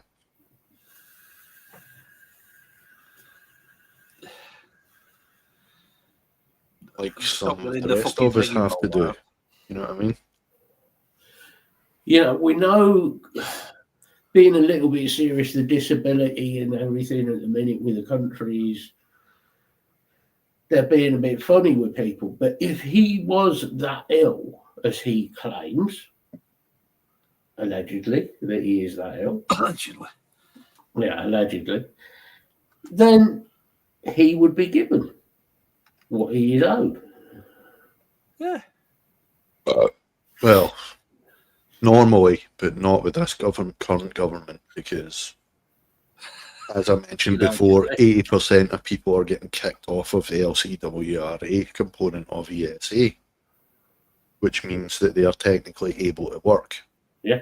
Regardless of how severe the disability, 80% have to be taken off of that component under instruction from Parliament. So I'm not saying that he is as bad as he says he is. I'm not saying that he isn't. No. But I'm just saying, not in his defence, not in anyone else's defence, but I'm just saying 80% of people are getting kicked off it. So. There's no doubt that there is definite issues with the system. You're not better at all, are you? Like the Murphys, he's not better. Murphys. It's a good point, isn't it, the Murphys? Absolutely. Well, yeah. We saw it the other day in Tesco's, like, fuck yes. Yeah. But on that topic, though, I had my mandatory reconsideration come back like I was expecting. It came back. Nah, we're not changing our mind, so it's going to appeal. I had to do this with the ESA, so I knew it was coming. But I mean, you think how many other people were out there that are worse off, and they're having to go through this as well. They're being told, no, it doesn't matter how many illnesses and disabilities and how severe or whatever, you're deemed as now being fit for work. But we won't make you look for work, but we're deeming you fit for work, and we're going to take that, what you were getting before, away from you. That's the point, Martin. And Vic's answer to why would he apply for that side of it would be, well, I'm self-employed. Yes, but your self-employed job is not making any money. That's one thing. You're saying you're too ill and you need a wheelchair when you go to expos. Well, that isn't true. But the last two expos he's been to, he managed to walk around for 3 days on trot. And if there's something going free, this isn't a Scottish joke, but I have never seen anybody run as quick as him. If there's free shit in the offing, Vic is there. You know, it's a bit of. I'm gonna, Bill. I'm gonna. Don't worry. I've already got the proceedings kicked off. At the end of the day, if somebody should have it through health reasons, then obviously they deserve to get it. I think Vic has been found out by the people and his doctor, and I think his doctor's probably told them he is fit to work. He could work if he wanted to. It'll be funny, but this is the thing. Like, I think you need to remember, they don't just have people phoning and checking up on you. They check on. They're allowed to check on your social media. Yep. Anything that's connected with your social media. So they'll be seeing everything that he's done. You know, with his vlogs and whatnot, which includes expos, seeing him walking around, whatever, if you know, whenever he has done. And they also have the power to actually have people out and about in his local area checking up on him as well. Yeah. So even up to the point, I mean, they could sit out. They can literally park up the road from your house if they want to. Within their power. Like Greg's. Yep. Yeah, that's what as it says. I'm not saying that he's not ill, but I mean, like, if he was playing the fucking game, then you're going to get found out because this government are not taking any shit. No, they're not even taking shit from the real people that are actually fucking properly fucking disabled. They're telling them because of all these shit fucking people playing the game. They're now telling people that are 100% not able, you know, like blind, limbs hanging off, fucking shit like that. Oh, you're still fit for work though. Yeah. All right. Anybody who's got genuine issues, not a fucking problem. It's all the ones with the I'm going to say with the fucking fake disabilities. Yeah. That's fucking it up for everybody that's genuine. Yeah. No, I get that. I do. I totally get that. And those people need that. I kind of agree with the government that they do need to be wheedled out. They need to be brought out. You know, they need to be kicked out so that the right people are getting it, and it isn't costing the money as much as it is. Yep. I mean, a lot of this has gone off since communist flu. Yeah. Yeah. And now the government's taken away, just to bring in another point, the cap off the kids, the child cap thing. Yeah. So that the more kids you have, the more money you get. You know what's going to fucking happen. It's so fucking obvious. Oh, yeah, Bill, I've 100%. I've seen that as well. Yeah, you're in the middle of cancer treatment, but you're not quite dead yet. You're still fit for work. Oh, yeah. It's sick. It is sick. But this is... Well, bloke, this is why you need a real bike with an engine, so you can get out of that way. It's one of them irritating cyclists, isn't he? It's because he weren't wearing enough lycra. But no, on a serious note now, sorry to hear about that, dude. Yeah, good. Yeah, Bill, I've actually got disability rights help me out at the moment as well. That's good. So they're on side. Doctors are all on side, so I'd already prepared for the fact that this was the mandatory reconsideration was going to come back with the same result anyway, because I've been doing a deep dive online, you know, and I was reading that about between 60 and 80% of mandatory reconsiderations are successful. So I knew there was no chance. They're just trying to force people off it. Yeah. Well, this is it. Anybody that's, I mean, if you're 100% genuine, you're not gonna fight it. You're not gonna go that far because they know that you're going to get found out. You can't go to a tribunal level if you don't have people backing your case. You're not going to go to tribunal level because you know full well I don't have anybody's backing me up on this. Yeah. So this is to wheedle out the ones that are playing the system. Know that that's what it was, because as I said, I done it with the ESA as well.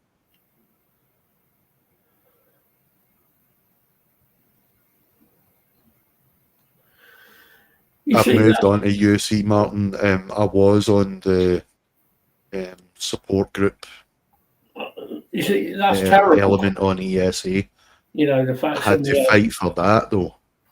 I had to fight for that. I had to go for mandatory reconsideration with the ESA because they done the health assessment and deemed me fit for work. Had to do the same thing. Had to provide evidence for the mandatory reconsideration. It came back just the same as it did this time. Same result. Went to tribunal and won it. So they're doing the same thing this time with UC, Martin. This is because in April the law changes as far as UC is concerned. They're trying to. The thing is, they're trying to abolish, not abolish, but they're trying to get, as I said, about 80% of claimants off of the LCWRA component of UC, which used to be, that was what was known as the support group in ESA. It transferred over to UC and became the LCWRA component. So this is just a repeat of what I've done with the ESA. Mandatory reconsideration. Oh, we're not changing our minds. Tribunal. And they're doing this with everybody. But the aim is, under the government rule, all benefits agencies across the fucking country have to do away with 80% of claimants of the LCWRA component. I can't see him doing it. It's not achievable, because I mean, there's no way that there's fucking 20% of genuine people. That's the only amount of people that are actually genuinely getting that component. Yeah, it's well over that. Of course it is. I would say about 20% of the actual claimants are the ones that are taking it. Yeah. And now Starmer's gone in with this thing that he's getting rid of the local elections for a bit. Comrade Starmer. He really is. It's basically because you've got so many people fucking playing the system, and I don't want to come across as being a bigot, because I'm not. I do believe that there are genuine fucking people scared of living in their own countries. Yeah. That are legitimately here for asylum reasons, and I have not one issue with them. I have not one issue of people migrating here. I've worked with many an immigrant in my previous jobs, and they were workhorses. They paid their taxes. You know what I mean? But the problem is that there's so many now that have saw their own people playing the system that have basically thought, I can get a free fucking meal, I can get a free fucking house. Oh, we watched a couple of videos not long back. I think they were filmed in summer.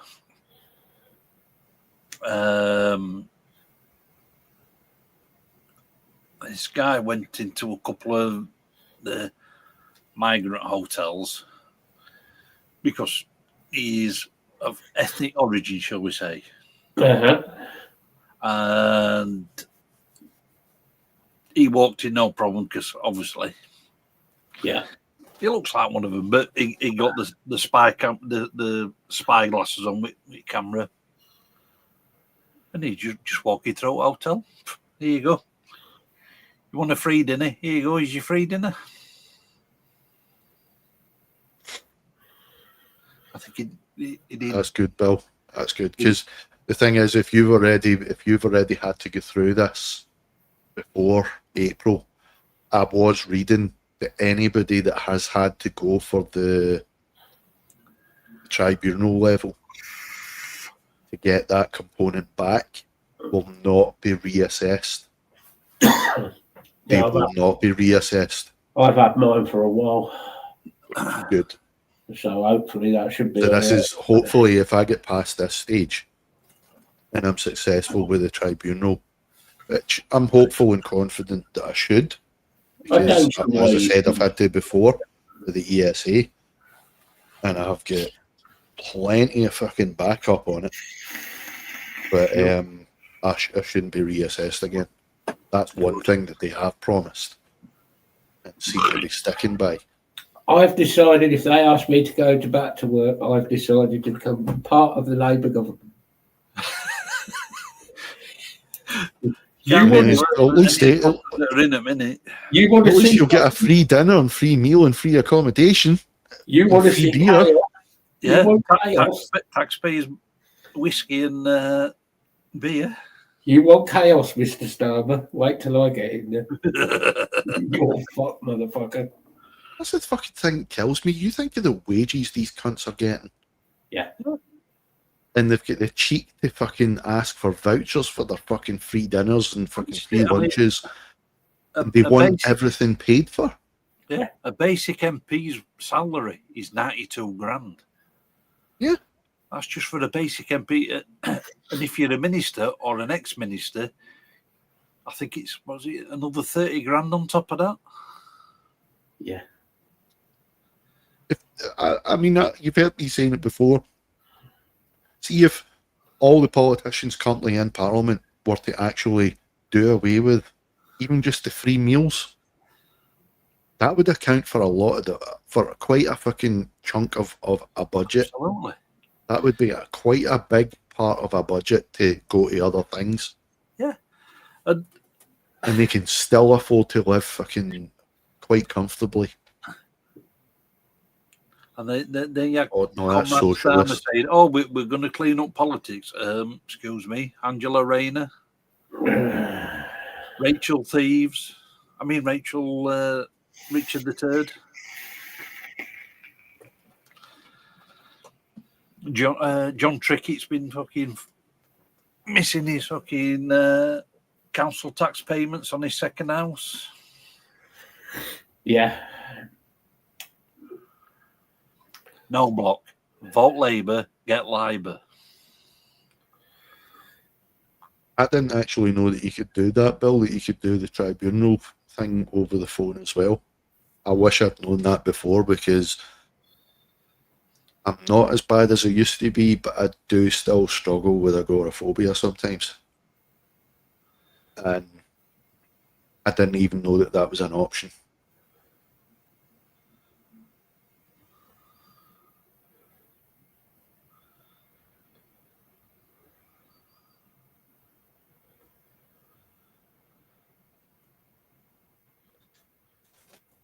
Yeah. Well, this is it, Martin. But yet they'll still say, "Oh, but what about this job?"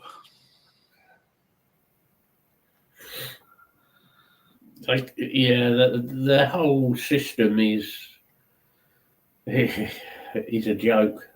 Yeah. Well, Martin mentioned it earlier, and he was spot on. It's not even health professionals that do the assessments. They've got it's civil servants with a checklist. Yeah, points-based system. And stickers. Based on your answer, you're given so many points. Yeah. And then if you don't meet the threshold, that's it. Why is it not health officials, health professionals that are doing it? And yet, your tribunal is by health members of health. Exactly.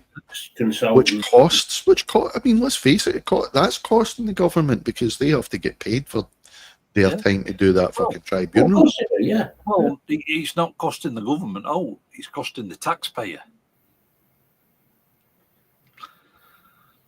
The Yeah, system, exactly, Bill. Because I mean, well, not only have you got them 2 or 3, there's the ex-corruption minister that's been fucking found guilty back in Bangladesh of corruption. yeah. You see, that's fair. That's fine, Block. That it's done by proper doctors. Yep. Okay. Here, it isn't done by doctors. No. It's just done by some pen-pushing fucking Box arsehole. sticker. Well, see, this is the thing.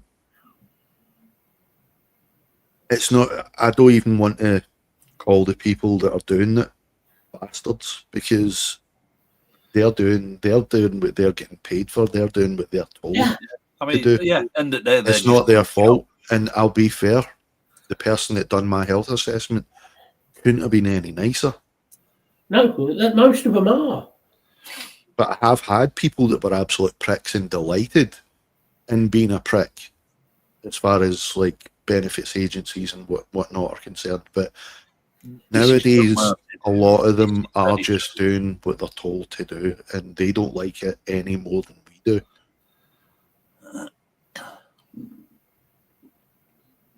They must, I mean, a lot of these people must go home knowing that they're taking, like, I think it was Martin or Bill that said before, people in end stage cancer, or not end stage, but going through cancer treatment, are being told they're fit for work. Can you imagine having to do that health assessment and telling that person that they're fit for work, going home, Yeah. having to fucking deal with that shit? Yeah. I mean, don't get me wrong. Does it all need reassessing? Yes. To get all the genuine people to stay on it. And like Martin says, all these with the non-diagnosed illnesses. Yeah.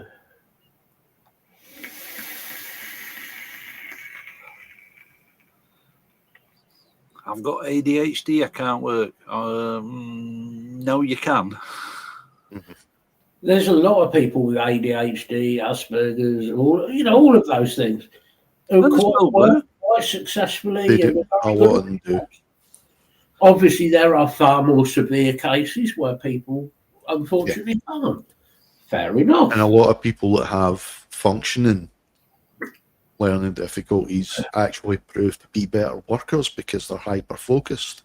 Just look at Tyler. Do we have to? Not if I can help Craig, it. you're spot on. Craig's spot on though. That's the whole point of this system now, is to see how far you're going to go, because the genuine people that are the only ones that are going to go right to the stage of the tribunal. Yeah. Because as I said earlier, if there's fuck all wrong with you, you're not going to have the backing of anybody professional at a tribunal, so you're not going to bother with a tribunal. You're going to sit back and take it and just go and get a job or be sanctioned on your benefit. But if you're genuine, you have genuine issues and disabilities, you're going to go to the tribunal and hopefully fucking win it. Well, it's same here, block.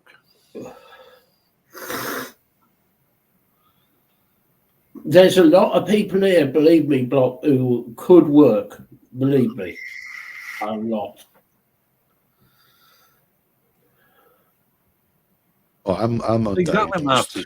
You became I'm an MD. undiagnosed autistic, but can't get a diagnosis officially. But done all the tests. Nah, I'm on the spectrum. And Bill, if you can concentrate on doing a job, is there any chance tomorrow that I can totally believe that though, Bill. I bet you were totally concentrate, fucking it's a hyper focused. Because that's the thing, anybody with Asperger's or autism, if they've an interest in something like Bill did, which was the live scene, if you've got that interest, you're going to be 100% in there and about it and totally fucking focused on doing the best that you can do.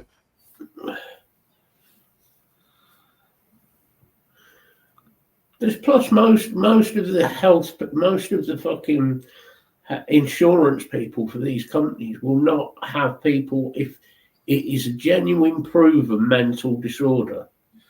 They can't employ people because the insurance won't cover them.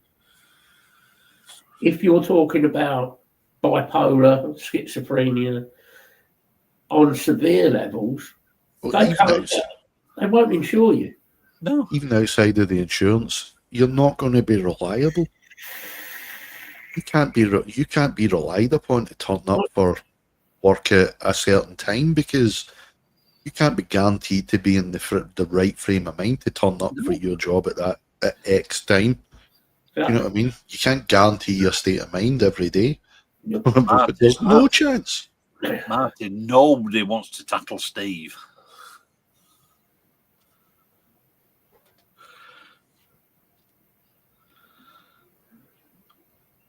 Steve will kick 7 bells of shit out you and not even think about it.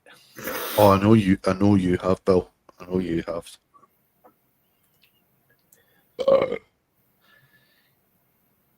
Yeah, but Bill, most of that were just doing tours with Lemmy.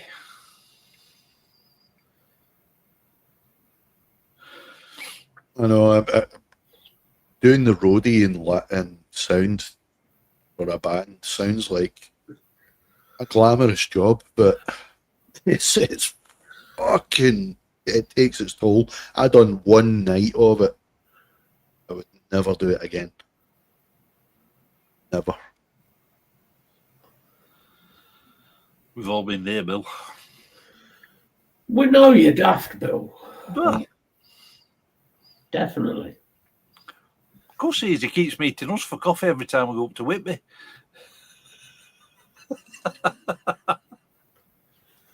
Yeah, I sympathise there, Bill.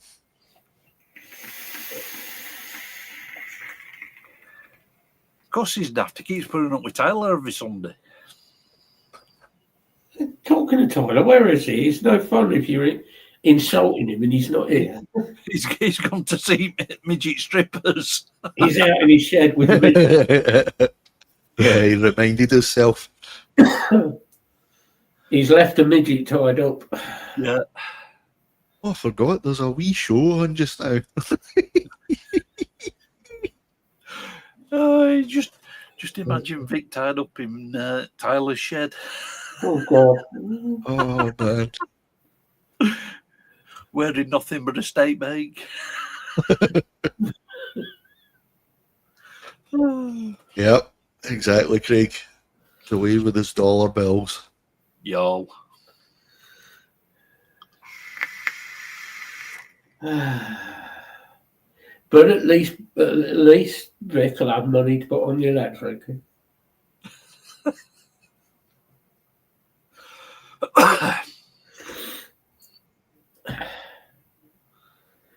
Yeah. How else is he going to play his fucking role-playing games? You should change Vic's name to Bridget the Midget.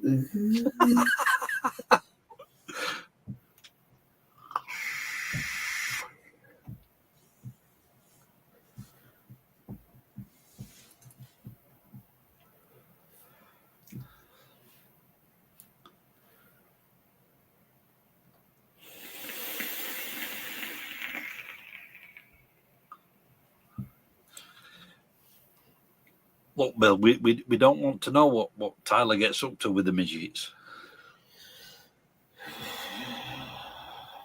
We don't need that vision in his head.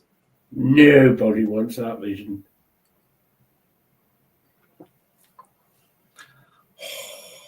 Oh, that fucking Murphy's is nice.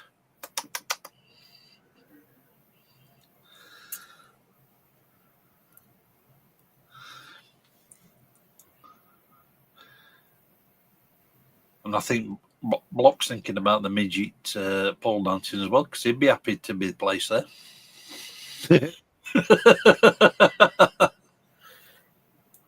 Well, I'm sure he will. Well, that's true, Bill. That's true. For now, Bill. Hold on. Just don't get him talking about furries for crying out loud. If they're furry midgets, wouldn't that mean they were Ewoks? Yup, nub. Oh, fuck's sake. Ewok pole dancers. That is probably true, Martin. It could well be true. That could be Tyler's fantasy. Craig, you need to seek help. Well, yeah, he fucking hangs about with us.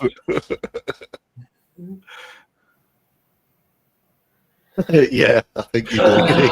Yeah, a very long, stern, hard word with yourself. I mean, Oh, maybe not a hard word. That's. Well, I wouldn't have went that far.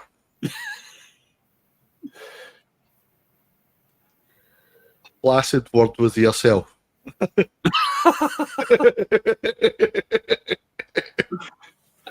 just don't think about the bondage the state makes. I mean, just licking a G-string is just that's just so wrong. With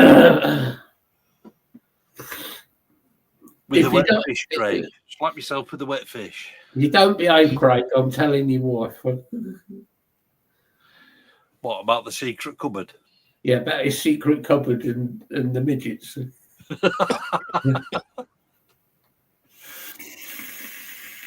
I have no idea, Bill. I have no idea. Bill, Which I haven't heard anything about there's Dave. no No, I haven't. whatever you want to do with Molly is your business. As long as you Molly the it's midget. not consensual and you do it in your own private time. Hoping that no news is good news as far as that's concerned. As far as Dave or flogging Molly's concerned.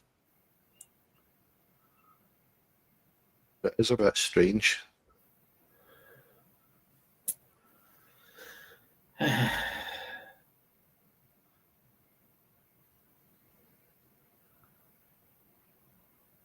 Cool.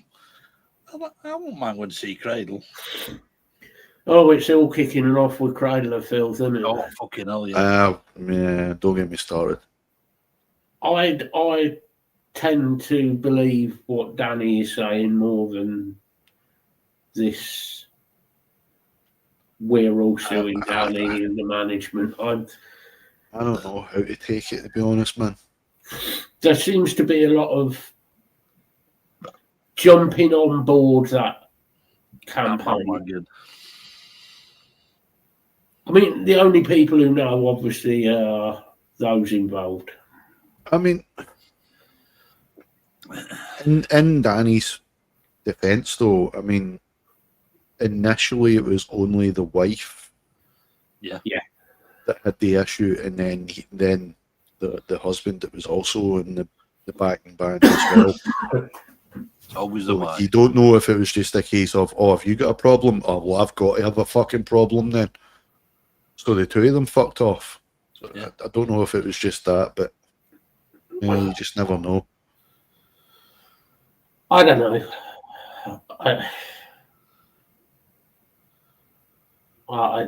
It just seems to me, it seems to be a lot of lies going on.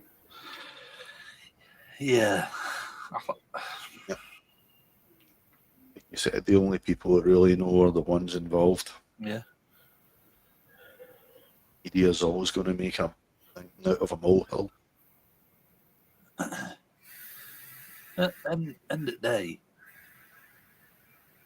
his management company, he's a fucking artist himself.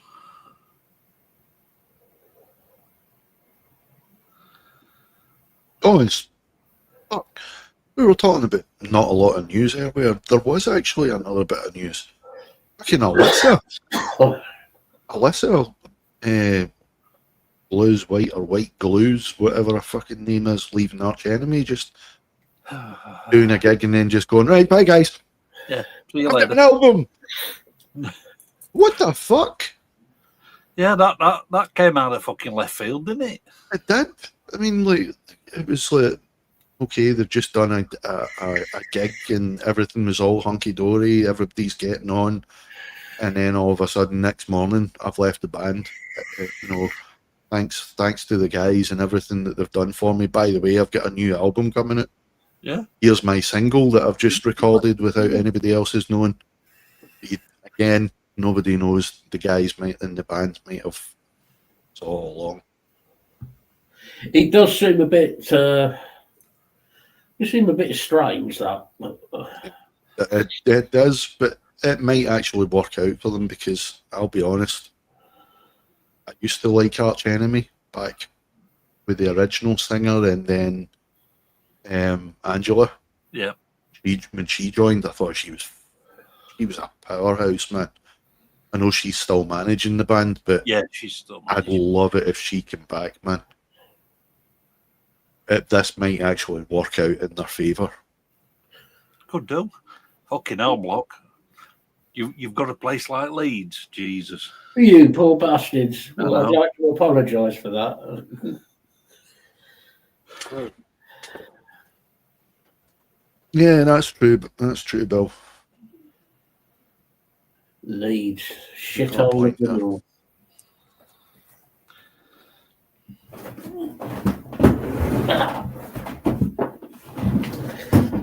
Time to go off for a wonky leg piss. Do.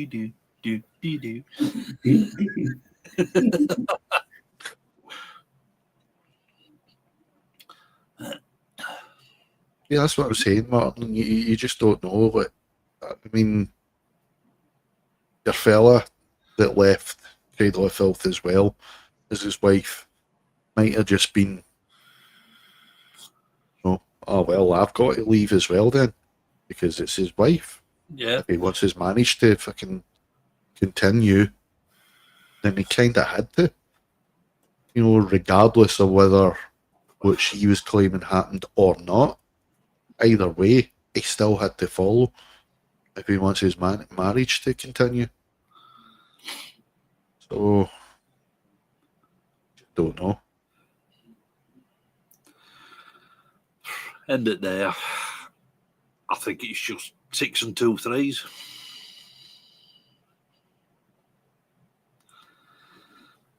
I was never a big fan either way, anyway.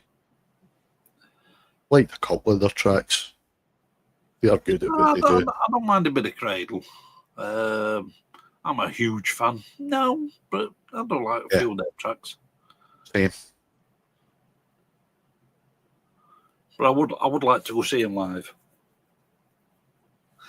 I mean, how many members has there been in a Cradle over the years? Tell you.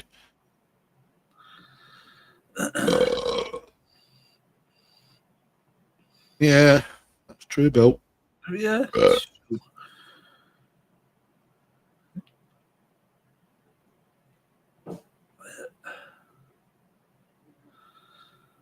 Yeah, I know what you're saying, Block, but I mean, who knows? Maybe the original singer might come back. Maybe they'll get somebody else in. I think they'll end up Be even better than any of them. Just don't know. But I reckon it's going to be good for them, though. Is Angela was good? No, Angela. Alyssa she was good. She's good at what she does, but I never thought she was right for that band. See, we saw them, were it last year? The year before. We Alyssa. And they were good live, they were fucking awesome. But Oh no, that's what I'm saying. She is fantastic at what she does, but she was too different though. Yeah. But at that point they've still got Jeff Loomis in band as well. That's true. He's gone to Nevermore again. Yeah.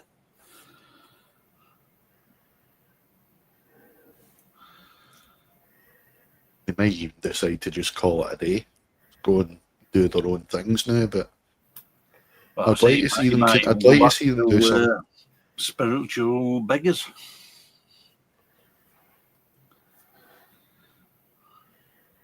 Oh, I'm not surprised, Block. That's what I'm saying though, because when she was belting it out, she was brutal. So I'm not surprised that her voice didn't last that long. See you later, Craig. Hey, Craig. Yeah, I'm not surprised her voice gave it after half an hour.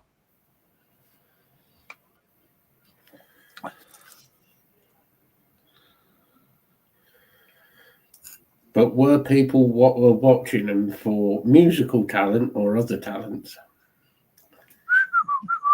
Yeah, I mean, Angela was very easy on the eye as well. She was.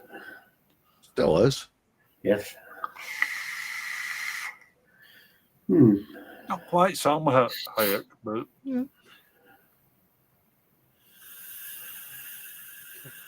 Let her stomp all over me.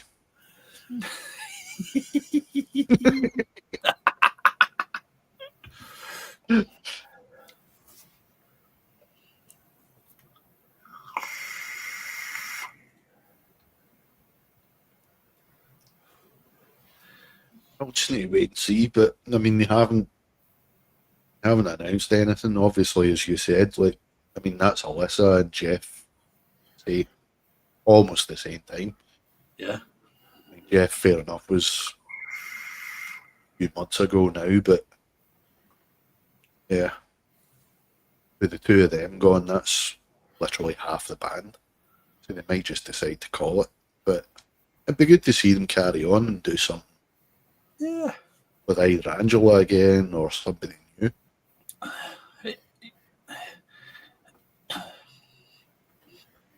It would be good for them to get back into that sort of melodic death metal that they used to do.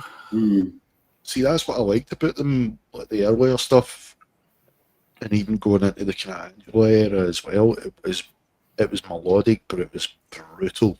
Yeah. As well. They could turn on a dime. Do you know what I mean? But with Alyssa, I just felt it was all more melodic because that's where she are leaning. Yeah. You know, that's where she kind of more leaned into. And then when she started doing the fucking proper singing, oh man, I gave up. I knew it was going to happen eventually because I know she has got a fantastic actual singing voice. So I knew it was going to happen eventually. They always said though that when they got her in that was never going to happen. I mean that single she did last year with Nita Strauss, that were a good single. Yes. Didn't mind watching video either. I didn't notice the video. Bullshit.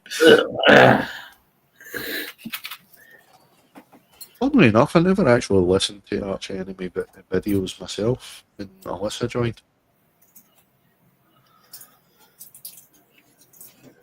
Don't get me started in Poppy because sorry to say, I hate to say it. I actually like the stuff she's doing now. Oh, God. And she's tidy. She is tidy.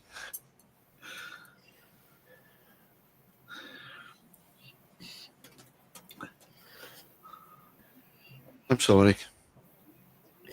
That's fine. Guilty. It's a guilty pleasure. I'm sorry. You can always take a moment to yourself. Just come up with the excuse that the back teeth are floating. Bill's done it hasn't done his usual yet, charming him with everything. Oh, yeah. Poppy is very talented, shall we say. Both of them. Oh. She is good though. She is good. She's got some voice on her.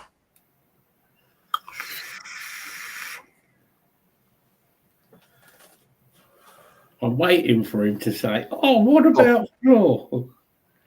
God, I must be getting bad if Bill's telling me to get a fucking tissue or 6.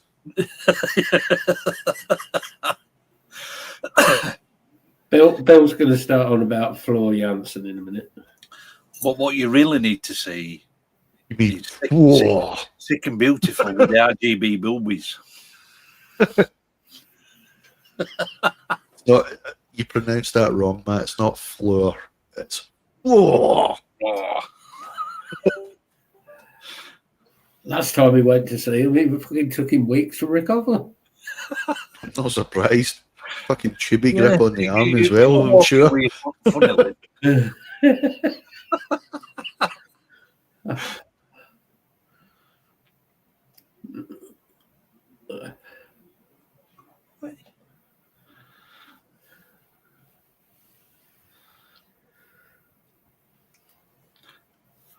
What are you not, Bill? He's not going to mention. Well, Not going to mention. Oh, Jansen.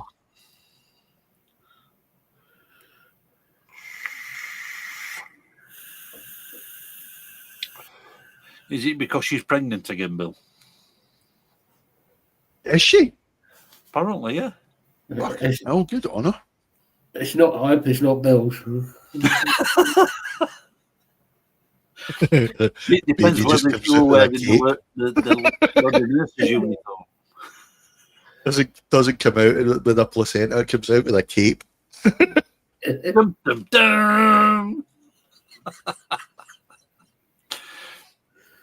I never want to be Captain Chaos. I haven't seen Thomas's missus.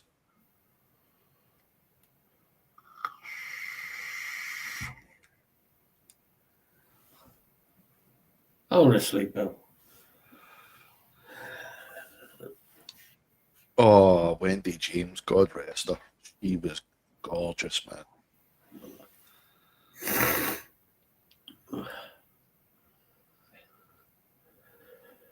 Who tortured soul as well. Yeah. We can go even further back. Lisa Dominique.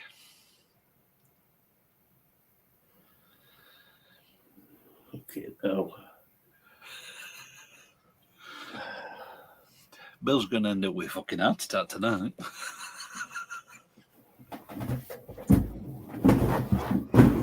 I heard Tarja's one of Tarja's new tracks recently. It was alright. She's still got it though. But it was alright.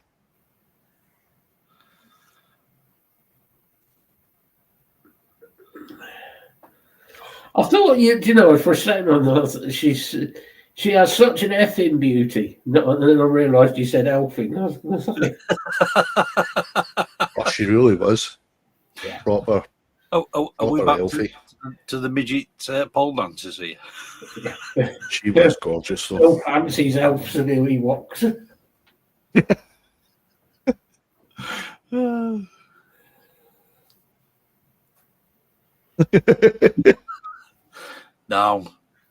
Get it right, Martin. 1500s. Yeah. Yeah, you need to remember Bill is actually Vlad the Impaler's sire.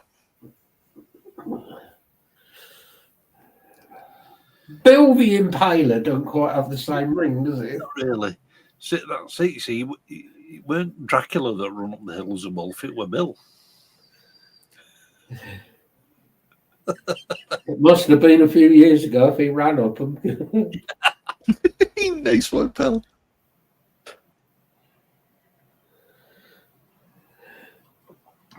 We didn't have pin-ups, we had dioramas. We're back to dwarfs again. Yeah, you're right enough. He's just freaking acknowledged it. Dwarf wenches.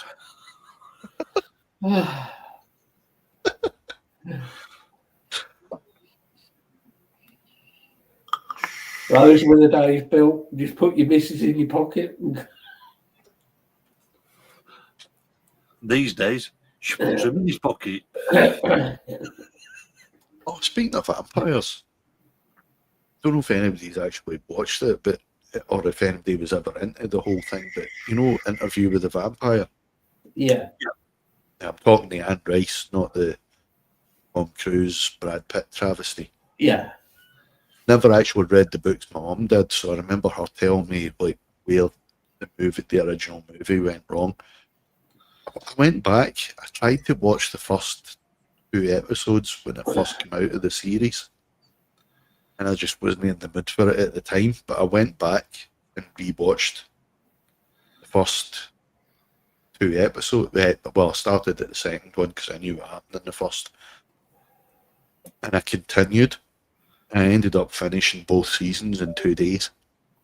It is fucking brilliant, man.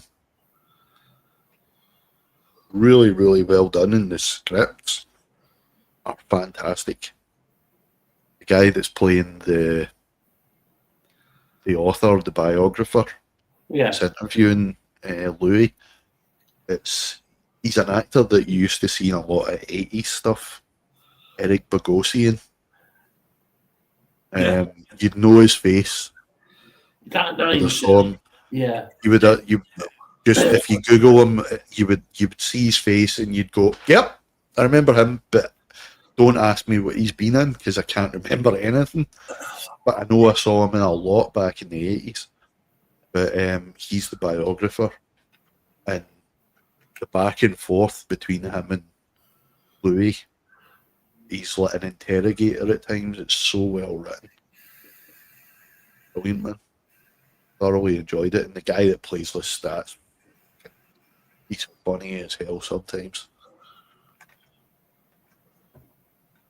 But well worth a watch if you're into that kind of thing. Yeah. No, And it's yeah, clever. I know him, yeah. Yeah, I know him. Clever the way they do the way that they portray Louis and Lestat, because in the books they are lovers. You know what I mean? Yeah. So they do the whole, broken relationship thing. So it's like you're getting one side of the story from Louis, but then you get Eric Bogosian as the biographer, kind of going, asking him all these questions, and then you can see that his gears are ticking over, kind of going, but is this what actually happened, or are you just the tortured soul here? So you get his kind of the whole way through. It's clever because the whole way through the series, you're sitting going, "Oh, poor Louis, Lestat's a cunt." And then the last couple of episodes, you're like, "No, actually, I kind of feel sorry for both of you." Yeah. Really well done. Whereas in the movie, you just thought, "Nah, Lestat's a prick." Because it was Tom Cruise and he's a prick, but Yeah.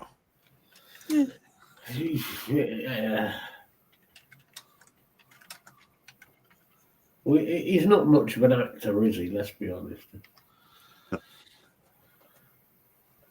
Well, he's about as much of an actor as fucking Sean Bean. Hey, don't you dare shit on Sean Bean. That guy is the best guy to die in any movie. I wish he fucking would. I was going to say, I wish he just dropped dead in real life. Ironically, I think the only movie that he survived in was Silent Hill. Yeah.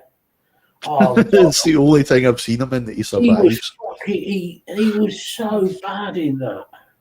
It was. It was. Oh. It's been remade as well. There's a new movie coming out. Really? I watched the trailer and it looks closer to the game. Still, like... Oh, God, that'll make fucking dipshit happy then, won't it? Who? Sure. Like the expert on all things Resident Evil. Oh. An expert in his own lunchtime.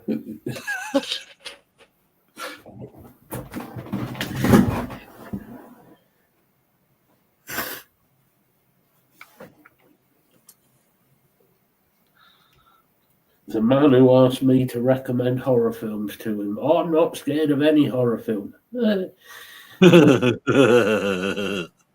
He called me. Don't say that to us.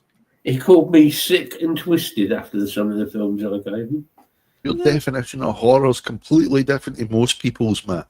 My definition of true sick horror is far darker. Yeah, that's just it though. Your horror's sick. But horror to me's got to creep you out. I also like a lot, like we were talking about earlier. like the Hitchcock and that side of the psychological. Psychology. I That love really, that shit. it gets in your head, and you find yourself, even after you've watched it, you're thinking, it sort of it does fuck with you. Yep. Yes, Have you me, ever seen- Stick a Twisted Block. Have you ever seen a movie called As Above, So Below? Yes. Set in No. Paris in the catacombs. It's one that really fucks with your head. Yeah, it's a great film. It is. That's one of my favourites, that in Jerusalem. That would be the one, Martin. Yes. I'm not an expert. I enjoy films. I enjoy horror films. Exactly. I used to hate horror, but I've seen in the past 5 years, it's pretty much all I'm watching now, movie-wise. I even like some of the cheesy horror films, just for the sort of the comic. There's almost comic value in them. It just They're coming Same here, Bill. That's the ones that I prefer. I prefer ones that creep you out. Bill, I agree. Instead of just, don't get me wrong, I like a slasher movie as well. slashy move every now and again's good. I don't know if you've seen it. Willy's Wonderland. One with Nick Cage. Nicolas Cage. Yeah. It's fucking brilliant, man. Daft, but it's brilliant. The Terrifier films aren't bad. I haven't seen any of them yet. They're pretty cool. They're definitely slasher gore films. Yeah, they're more slasher. But for modern horror, they're one of the best ones. And there is parts in there where you look at it and he does something and you think, oh, for fuck's sake. It's like, it's done so cheesy. It is actually comical. It's quite cool. But as we said before, Rob Zombie, when he does his original stuff, he's fucking awesome. Oh, no, I know. Any of his original stuff? But I haven't seen that one, Block. I'm one of the exceptions. Though I actually do like Rob Zombie's Halloween. I liked it. If you forget, if you've not seen the original, which is exactly what I do with any movie. I know Lisa sort of is like, oh, I fucking can't stand the fucking remake. It's never going to be a patch on the original. I do see what Lisa is saying, and I agree. It's not as good, but I like the twist personally. I'm one of these people that I can actually go take my brain out, send it on a wee walk, and forget that I've ever watched the movie that this is a remake of. You know what I mean? Because I even liked the second one, Halloween 2. I thought that was pretty good. The new one, I actually really enjoyed it. And Mark, yes, I knew I knew all about that horror thing because Mike was telling me about it at the time. But just don't watch Rob Zombie's version of the Monsters. It's terrible. I'm never gonna, because I prefer to remember the Monsters as. Well, I remember when it was coming out. Obviously, somebody we all know, Jen. You know, Jenny, big fan, super fan. You know, and she was so made up it was coming out, and then I watched it. So was I. Yeah. What the fuck is this? It was like that's an hour and a half of my life I'm never getting back. I was like, this is terrible. Yeah, Martin, the Out of 1,000 Corpses trilogy. Fucking awesome, that. And 31 were a good film as well. Jen's been trying to get me to watch them for ages. Or Aunt Nick. But I'll get around to it one day. Yeah. Well, worth a watch. Yeah, worth a watch. The second one, I think, is the best out of the three. Fair dues, Lisa, fair dues. I think that's a no from Lisa, you know.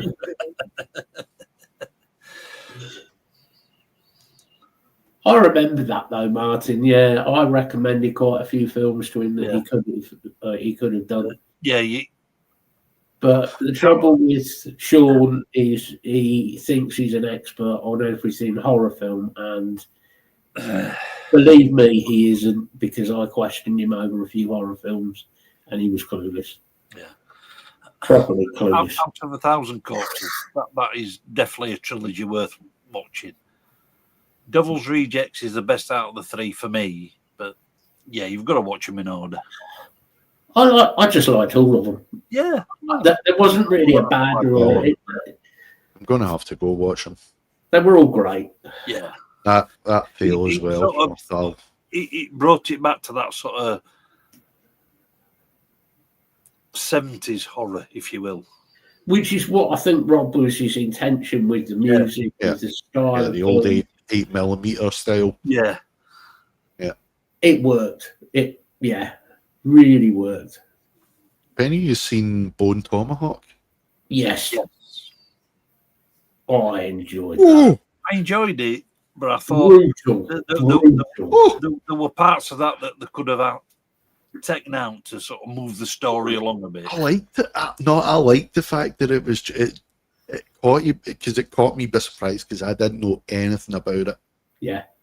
I just remember my uncle. My uncle's a massive fucking Western fan, Yeah. and he saw Kurt Russell. Yep. Western. Yep. He was all for it, and he watched it.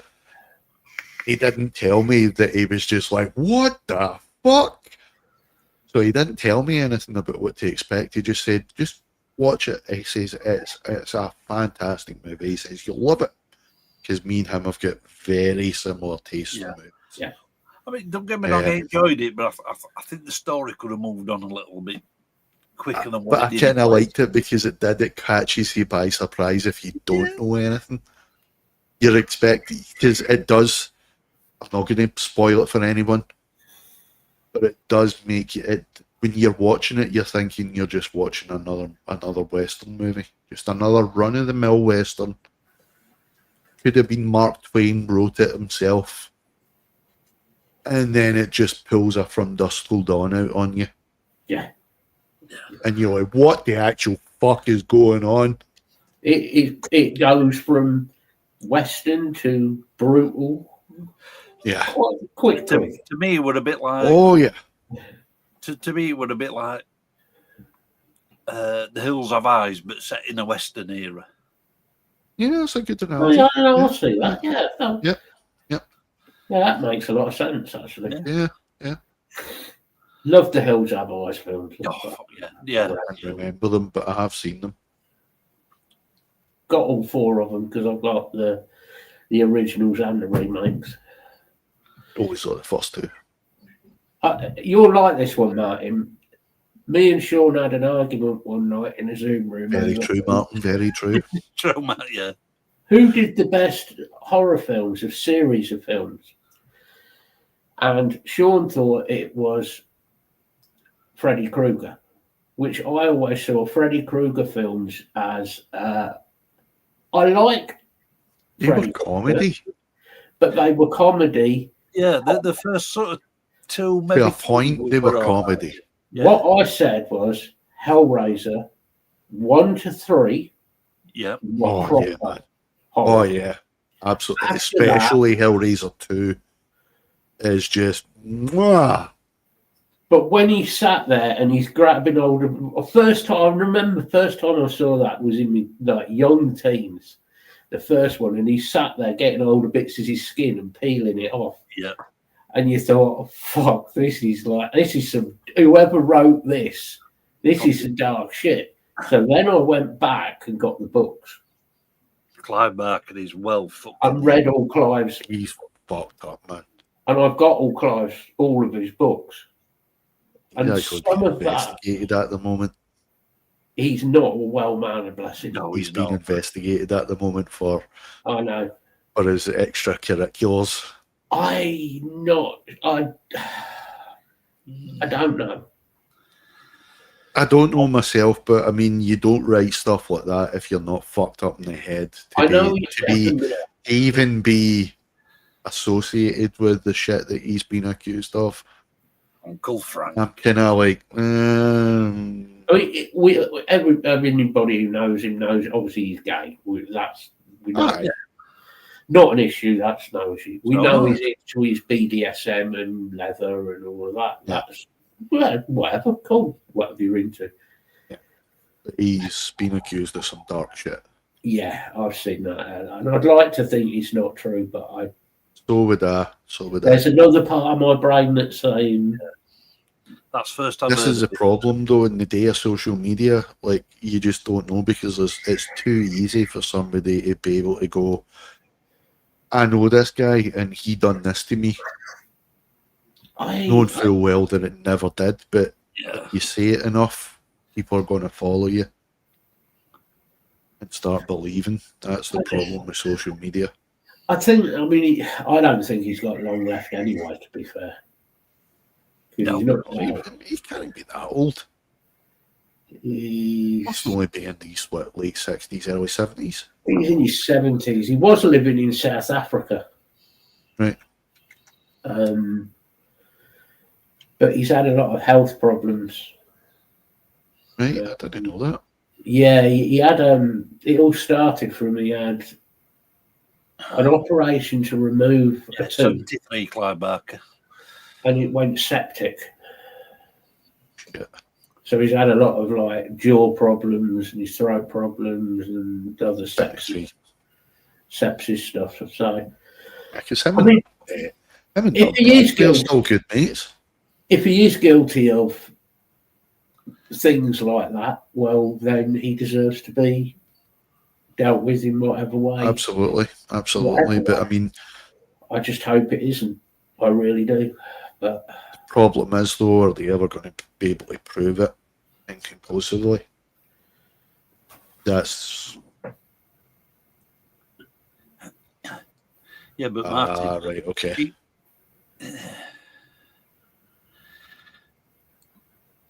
Sean would think fucking Toxic Avenger would a fucking horror film. I like the Toxic Avenger. Oh, I love that film. I It's don't know, not a Martin. fucking dead movie, but it's not a fucking horror film. I'm not saying that they're the best horror movies, but when you think of the concept of Hellraiser, I think it is proper horror. Yeah. Yeah, Concept. it's a very, very twisted. It's dark the concept, darkest of the dark. you know. And we know there is people out there who are into that sort of world of sadomasochism and Yep. It is all about elation out of pain. Yeah. Is the whole concept. If I got elation out of pain, oh mate, I'd be well happy every fucking day. A lot of us would. But unfortunately, we've been to see fucking Circus of Horrors twice. oh, I love Circus of Horrors. Yeah. Right. I was never too into the Jason films.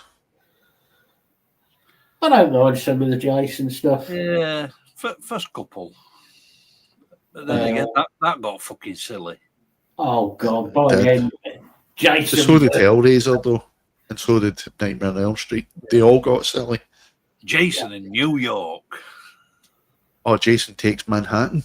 Yeah. The best bit. That was the actual title.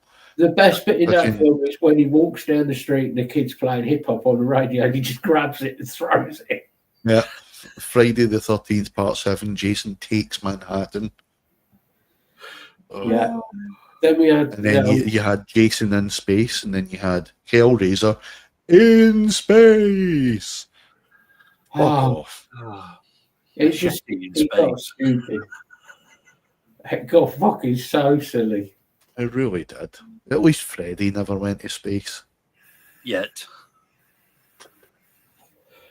I've heard, actually, though, Robert Englund is up for coming back for one more Nightmare on Elm Street. The best argument I had with Sean, expert on all films, not Hellraiser, on all the Freddy films. I said, "Well, you know, a famous musician was in the second one, don't you?" Whoa! There's a famous musician in the second Freddy film. I said it played Freddy's father. His It's real name years. is Vince Vernier. Alice Cooper. Alice Cooper played his dad, the paedophile I'm dad. gonna have to go back and watch that now, man, because I don't even fucking remember that shit. Alice Cooper played that so. The last time I watched any of the Freddy movies, bar the remake, was in my teens. He was sick. Real. It made you think. I don't remember that, man. This bloke's fucking Alice Cooper. Fuck. Alice was in there, and Sean went, "No, he wasn't." Yes, he was. No, he wasn't. I went, and so I brought it up because I've got all films obviously on my hard drive. Yeah. I brought it up. I went, "Who's that?" I love. That's not Alice. I That's know not they were Alice comedy, Cooper. but I just love the Freddy movies, man. I just love the fact it was Alice Cooper playing. He was great. He was so good at the part. It's Uncle Alice. He's always been sick. Yeah. So he just played it as like Alice Cooper without the makeup. My favourite was part 3, though. Part 3, Dream Warriors. He was great. Loved that. Loved it. Part 3 also had one of my favourite bikes. It was like VMAX in it, Yamaha VMAX. Oh, it was like Dungeons and Dragons meets Freddy. It was awesome. I just loved that, man. I would still quite happily sit down and watch any of those films, though. Same here. And be like, you look at them and you think, well, all right, they're a bit cheesy in places. They were, but they knew what they were doing. They knew that they could just be as hammy as they liked and people were still going to love it.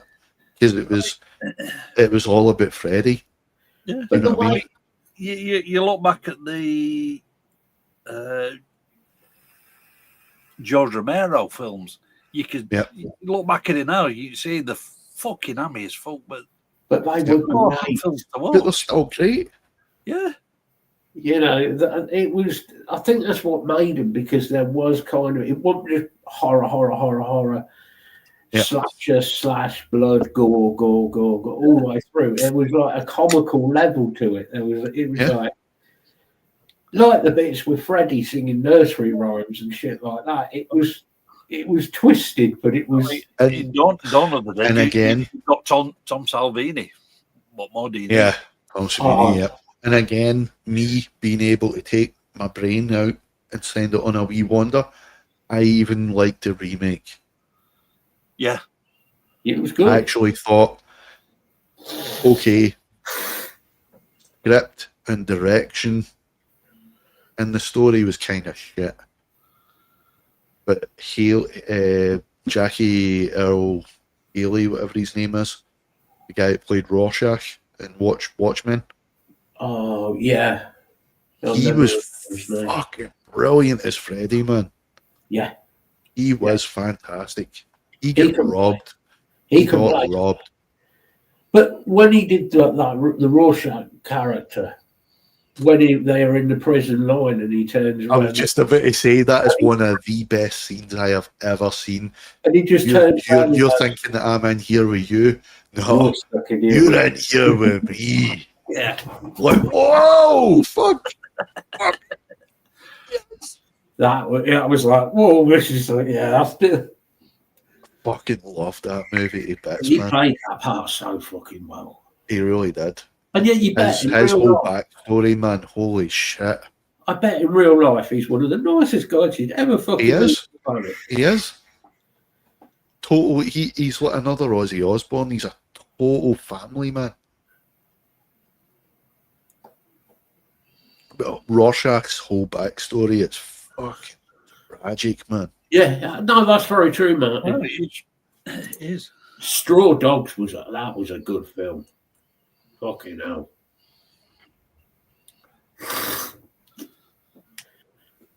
It's a lot. I don't know, Martin. A lot of it is because people want more and more and more slasher films now. Instead of having psychological. It's all about being better than the last and being bigger and more. Can we be more gory than the last one? Because a couple of films that I could not get into, and the gory is full, is the Hostel series.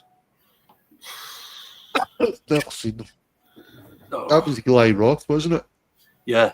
Do Yeah. yourself a favour. Don't bother watching them. It was just, Eli Roth as an actor, it's great. fucking brilliant. As a director, It was American kids go on holiday, go to a Eastern European country, get kidnapped, get tortured, blah blah blah blah, and they Lots of blood escape. and guts. Meh. And then at See, the end that's of it, what I they mean. escape. There's your That's what I plot, mean. and that's your film. he's all about the gore. That's not horror. No. You know what I mean? You could, if you'd thought about that whole film the way it was made, you could remake it without anywhere near the blood and guts, and you could make it, and it would be a lot more disturbing. Absolutely. From the element of you're on holiday in a foreign country, there's dark forces, you get kidnapped, your passport goes missing, you can't ring anyone, blah blah, and all of that. You could really go into the deep dark See that side again, of going it. back to the Rob Zombie Halloween. That's the element that I actually loved about that, is that Michael Myers, it's a slasher movie. That's what you're going to get, regardless of whether the movie was shit or not. The thing that I liked about it, though, and what interests me more about horror is the psychology behind it. Yeah. That's what I liked about the remake, is that it went into why is Michael Myers the way he is? How did he end up like that? Because he was a kid at some point. I love the actor who they had playing him as a kid. Tyler Mane, But then the wrestler. when they had Tyler Mane playing him as like full size, He was intimidating as fuck. when he man. grabbed, who was it? Oh, He Danny grabs one of the Trejo. orderlies.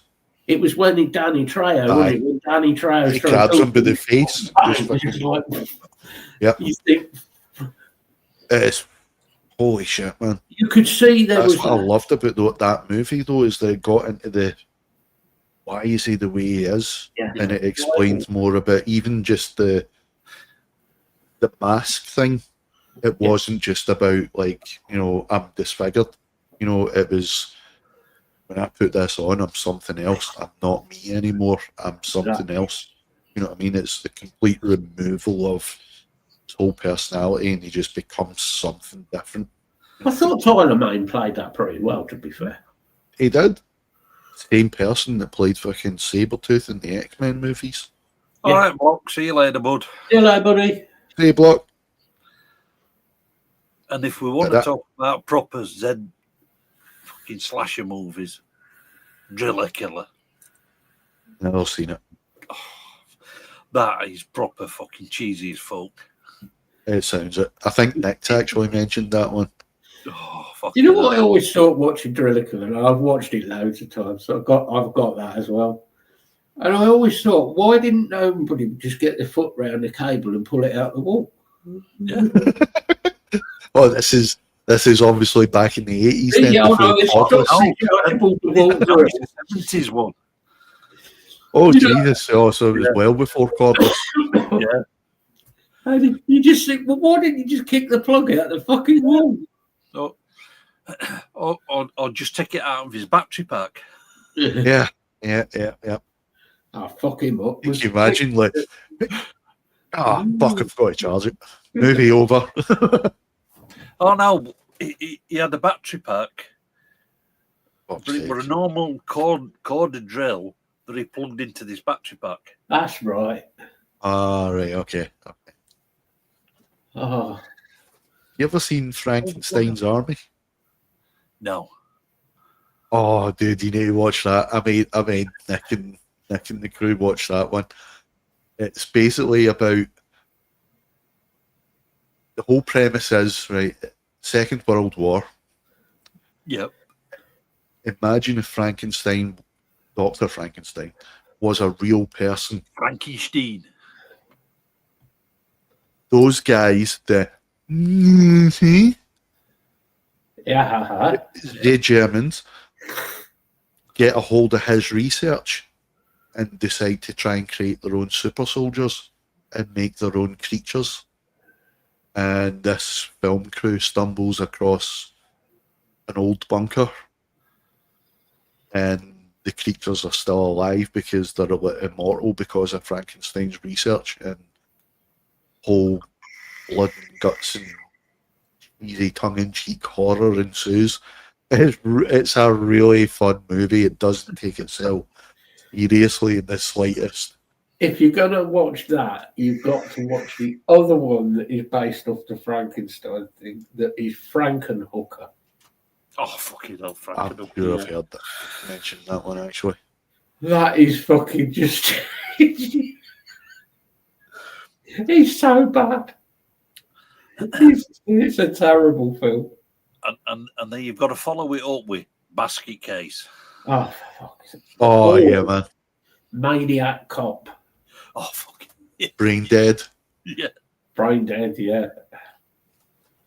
I kick ass for the Lord. I love stupid horror films. I really do. That's great. Yeah. I watched one recently. Actually, I think it's on Prime. It's an Irish movie. They've got a lot of really good fucking movies. The Irish. Hell's Ditch. I can't remember the name of it, but it's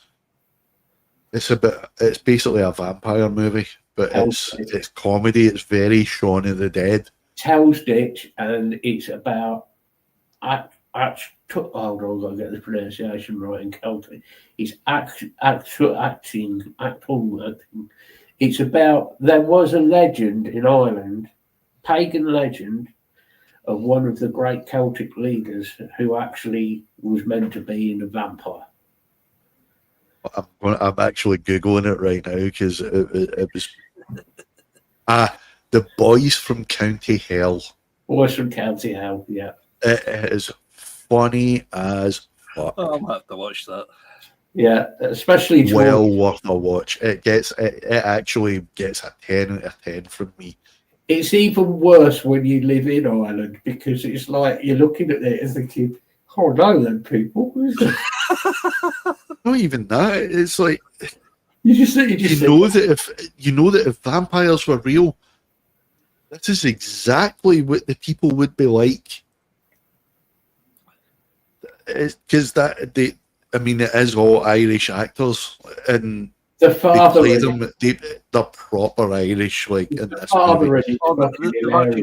Fucking real Irish actors in, not people trying to be Irish. No. It's an Irish funded by the Irish Film Commission. And the father in it is a typical sort of Irish father. Do you ever watch? Have any of you watched Derry Girls? Yeah. You know the stupid one, the really daft one. He's in it. It's just it's funny as hell, man. Very, very Shaun of the Dead. Proper laugh out loud moments as well. Oh, cool. See, I don't mind horror films that take the piss out of themselves. Yeah. Same here. Yeah, that just love to am it up just for the sake of fucking hamming it up. That's why I love the Evil Dead movies, man. Oh, fuck yeah. Because even the new ones, although, yes, they're a wee bit scarier than the originals, there's still, there's not as much of it, but it still has a bit of that comedy element in it. Yeah. Do you know what I mean? It's just not as obvious. Yeah. Oh, Block, I never saw your comment. Prince of Darkness. The old Prince of Darkness movie was awesome, man. Creepy as fuck. I watched that recently, actually. Again. That was very creepy. Especially when they were playing the old... What was it? It was a video tape that they played or something. Or it was a TV broadcast. Just trying to think. Yeah, There was that a was classic man. films now.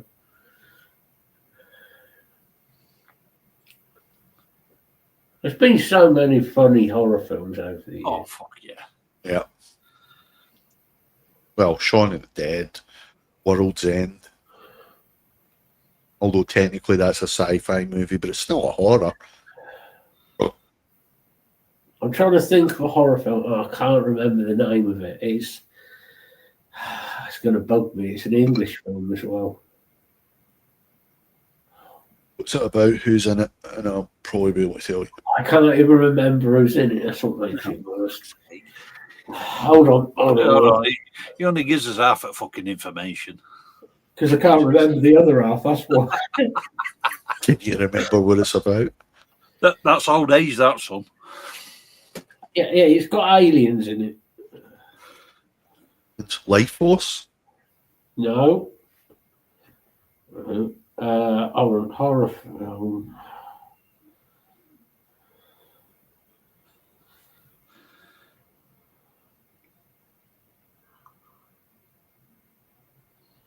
Spelled that wrong. Oh yeah, that won't be good, Martin.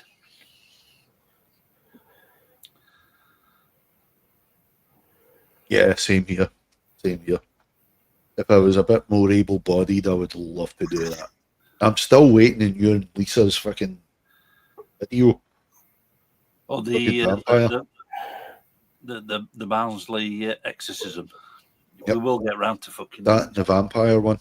Yeah, it's just getting fucking time to do them. I know. There's a 2005 film called Evil Aliens. Okay, I haven't seen that one. Right. Part of the soundtrack in it is the Wurzels. Oh my god. No fucking way, man. I shit you not, they are chasing the aliens around the field playing I've got a combo, I've got a brand new combo. And I'll give you the key. It's alien flying everywhere. Fuck's sake, man. That's probably one of my favourite films purely because it's so stupid. It is so stupid. Oh, fuck. Well, you just imagine fucking Jeremy Back Clark into doing that. back teeth are floating. It's just you've got. I mean, the aliens. It's like it's done on such a budget. Even the aliens don't look like proper. You know, they just look like they've been made by Blue Peter. Are we talking sort of like 50s B movie aliens? Yes. Yeah. Yes. It's great. As soon as you get to that bit, and I've got the keys to a combine harvester comes on, it's just like, what the fuck am I watching? Fuck. Oh fuck. And I think it's meant to be set down in like sort of somewhere down the West Country, Bristol, down that way. So you can imagine the accent.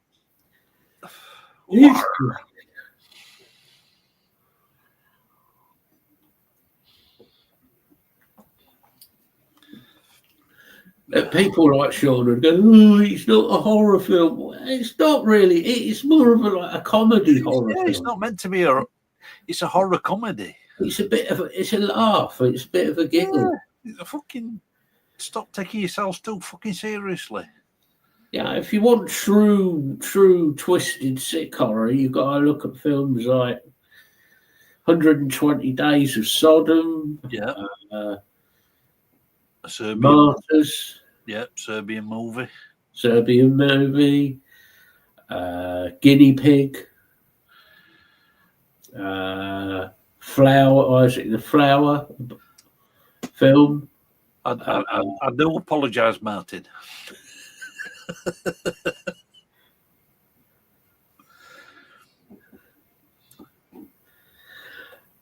There's some real dark horrors out there. Some real that are just horrendous for horrendous sake. And they mainly seem to come out of Holland. Holland or the Far East. Yeah. I mean, just look at Old Boy. Fuck me, that's sick. Yeah, and that's tame compared to some of the shit they've put out. Some of it is. I can't remember what it was called, but there's one.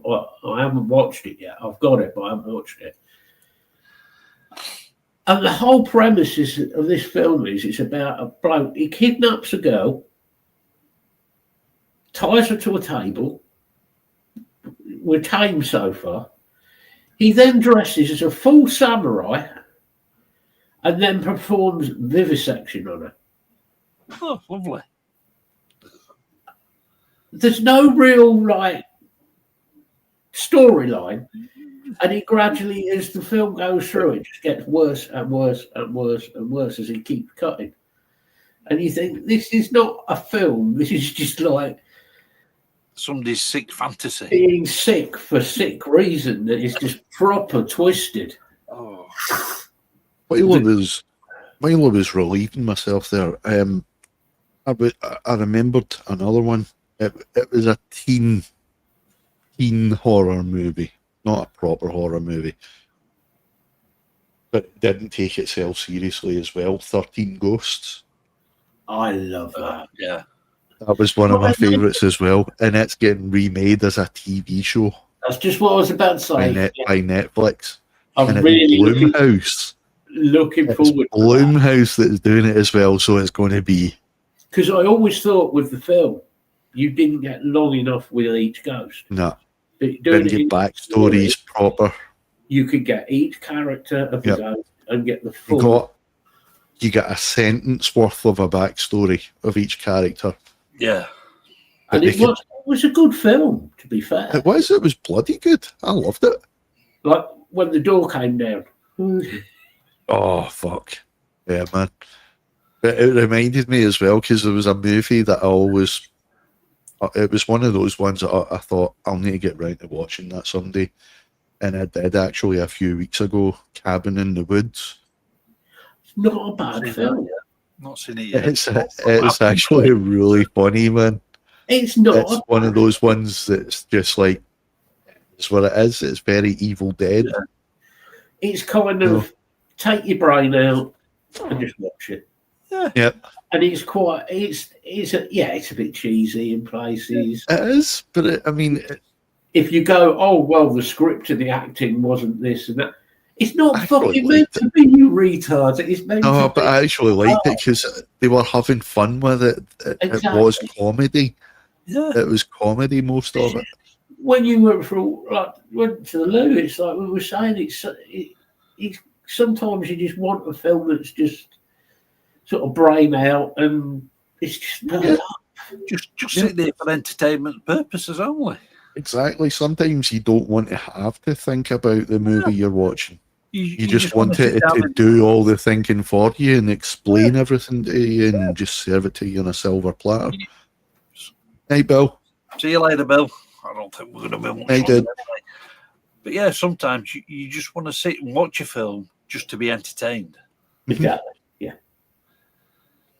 Yeah. And I think the Terrifier films, to be fair, are very much like that because they are some of the kills that he does in the film, and then he sort of looks at the camera. It's done with like that. It's done with that sort of cheesy. I've heard that. It's quite cool. He's doing well for himself. The guy that plays him, he's actually been tipped to play not the next one, but in future he's been tipped to play a Joker at some point. I tell you what, I think he'd be really good at it. Yeah, because I've seen him in other things. He's bloody good. He's got that face. Yeah. He's doing a lot with his face. And he's really, really good. I just thought they were good films. They were fun. Yeah. Especially for that modern, like you say, modern slasher. The one film I have watched recently, a horror film that I thought was absolute shit, because they tried to actually make it, I think they were trying to be serious, was the Popeye one. Oh, Popeye the Slayer, man. That was a pile of shit, man. And it wasn't even like, if you'd done that and made it a comedy, No, Yeah. it was just shit. I would have been like, yeah, then it's funny. But it Yep. was like, it was so bad. It was just. It was guffing. They're actually doing a sequel. Oh, They're actually, I think it's done already. That's how bad it. That's how much effort they put into it. That means It's actually, already done, as far as I know. that means people actually went and watched that shit. yeah. Yeah, I'm one of them. Yes, well, I didn't go and watch Yeah, it. so it's your fault. But, See, one film I did enjoy, and it's not I wouldn't call it a horror film, but more of a psychological film, Seven. oh yeah, man. I really enjoyed What's that. in the box? Yeah, Morgan Freeman and Brad Pitt. Yeah. And they were both very, very good at it. Ah, it's a Good film. brilliant movie, man. Superbly in that. But I mean, in the same vein as that Popeye, there was another one that was done that I actually did really enjoy, and it was Winnie the Pooh, Blood and Honey. We keep meaning to watch that one. It's great. See the actual premise of it, though. When you think about it, when you think about the premise, I mean, it's ridiculously done. The characters are actually well done. I will say that the characters are well done, Yeah. but it's very tongue in cheek. But I mean, the premise of it though is really clever. It's an interesting idea. Yeah. Oh, what did we watch the other week? Oh, we What watched happens? What happens to Pooh and his friends in 100 Yeah. Farden Wood when Christopher Robin grows up? What if he's not there to look after them? Yeah. They go back to their feral ways. They go back to their animal instincts, you know what I mean, and start becoming fucking primal again. It's really good, man. we watched Five Nights at Freddy's. Hey, David. Evening, David. Oh, that's. Yeah. I actually like that. It's shit, but it's Oh, it's one of those good movies. Well, apparently they're making a number 2. Oh, yeah, it's out next month. Yeah. Oh, yeah, it's like, I don't know if I'll bother with that, but the first one was actually quite fun. it's not. But, The I mean, worst if you've one seen we've Willy's Wonderland, you've seen Five Nights at Freddy's. Yeah, you have. They got there first. Willy's Wonderland. I did like the Winnie the Pooh film, but I thought that was brilliant. I love that. It was a bloody good idea, and it was well done. Someone And it didn't take itself that seriously, is one of the whereas films that's on the list that we keep meaning to watch. it's well worth a watch, but don't bother with Popeye the Slayer, man. It is shit. It's just absolute shit. And there's another one, which is Steamboat Willie, but I can't remember the actual name of it, but the Steamboat Willie, which Walt Disney created, who then became Mickey Mouse. That's Steamboat Willie. Yeah. But because that trademark expired, that's another character that they gave the horror treatment to. I never knew that, Martin.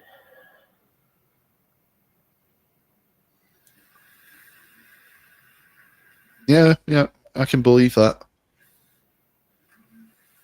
Yeah. I didn't know that was his actual name, though.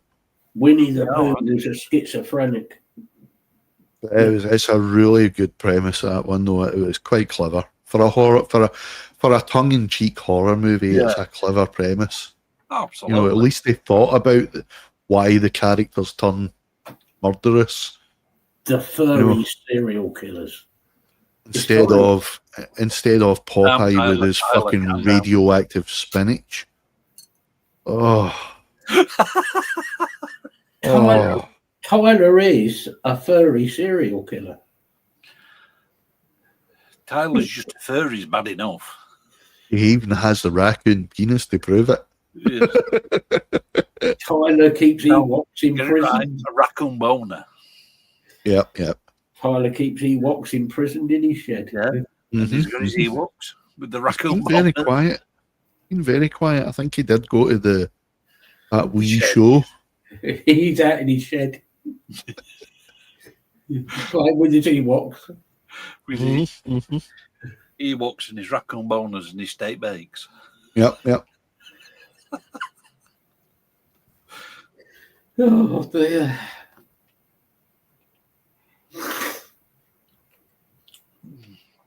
Trying to think. I'm gonna have to go back and go and watch those fucking Devil's Reject Rob Zombie movies. Yeah, you need to. House of a Thousand Corpses are definitely worth a watch. I keep meaning to, and then I forget all about them again. They're all Until somebody reminds me. Well worth the watch. Yeah. They're worth the time. Yeah, 31's good as well. That was a good film. I like that. That's definitely got a good twist at the end. Oh, do you know what we watched recently as well? Kinda in the horror vein. Repo, the genetic opera. Don't fucking roll your eyes. It's a fucking brilliant shit movie, man. As cheesy fucking gets, man, but it is brilliant.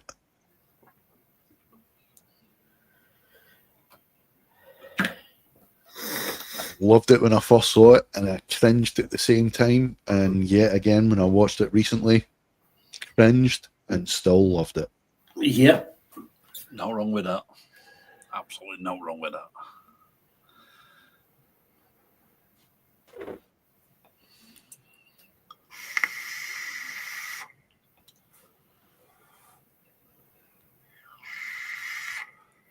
Still can't believe that that's the little girl from Spy Kids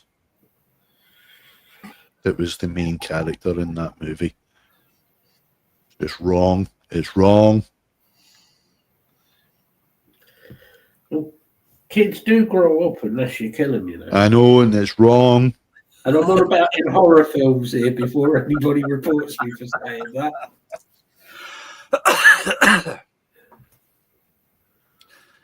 Don't you like clowns? Don't you think we're funny? Oh, have you been watching that, by the way? Welcome to Derry. So I have seen bits of it, mate, but I haven't watched it all. Dude, it's fucking brilliant, man. It's been a slow burn as well. You know, at some point you're going to see Pennywise. Yeah, but it's not all about Pennywise. And like Stephen King does with his books, because I know a lot of his books he tried to tie into the Dark Tower trilogy set of books. Yeah, they've done that with this series. They've tried to tie in some of the other books.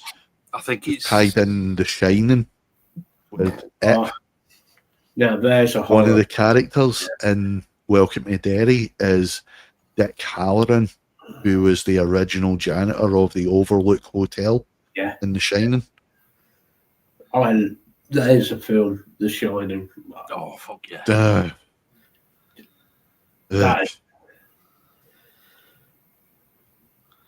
I love the story, but I was talking about this recently with my uncle. Stanley Kubrick, I don't rate him. I don't rate him at all. Somebody should have just given Stanley Kubrick a photo album of his own work for him to jizz all over. Because that's all his stuff was. Clockwork Orange, people rave about it. Bag of shite, interesting story, but it is basically just one big jizz off to fucking his own work. The Shining, more of the same. A great story, but he spends too long on the shots and it takes away from the actual story. 2001, why did you have to have 15 fucking minutes of a docking sequence? Why, Stanley? Oh, that's right, because you want to jizz off to your own fucking work. I can't stand Stanley Kubrick. I love The Shining, though, the story. I actually prefer the TV remake. It was very good. Because it explains a lot more as well Yeah, that Stanley Kubrick just totally Stephen fucking King was missed. more involved in that one, though, wasn't He was. Okay. One Flew Over the Cuckoo's Nest. Oh, yes. Yes. I will give you that one. I will give you that one. That is probably one of my favourite all-time films. Yeah. That was Kubrick, wasn't it? he? Yeah. Yes. I'm Full Yeah. Metal Jacket. Difference is, though, he didn't spend as long with What I liked about shots. It was more characters. One Which, Flew Over the Cuckoo's Nest was filmed in an asylum. yeah. And the people who were in it, all the actors in it, obviously Danny DeVito and all the rest of them, actually lived in that asylum while they were filming. Fucking hell. There's a documentary about it where Proper method. Danny DeVito's on it talking about it, and he said, I swear we all went fucking nuts. That's the whole fucking point. Because they got into the whole thing, but it was the asylum they were doing it at still had patients. Oh, fuck. How the fuck they got away with that, I don't know, but they allowed them the patients there, so they were around people with genuine mental health problems. Yeah. Mind you, this was back in so you'd have picked up on more shit back then. On how people were, and anybody who's ever been around people with severe mental health problems in those positions, so you would have picked up on Everybody in that movie was Jack Nicholson. spot on, man. Danny DeVito, Christopher Lloyd, the Chief, the guy who played him. Oh, bless him. I need to watch that again. It's been a long time since I love God, that. man. It goes from Heartbreaking, man. complete comical brilliance to stuff that rips your heart out. I mean, It does. That whole fucking that last half hour to 3/4 of an hour, it just takes your heart, rips it out, stomps all over it. If you want to know what mental health is all about, just watch that. Absolutely. It's not just that, but what being around mental health does to people as well. Definitely. Because I like the fact that that's one good thing that Stanley Kubrick did do with that, though, is that, as I said, it wasn't all about the photography in that movie.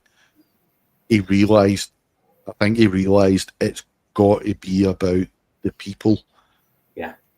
So that's where the focus was. It wasn't just about, here we have this big, we have the Stanley Hotel. Let's make it all about big extravagant shots of the hallway, the grounds and yada yada.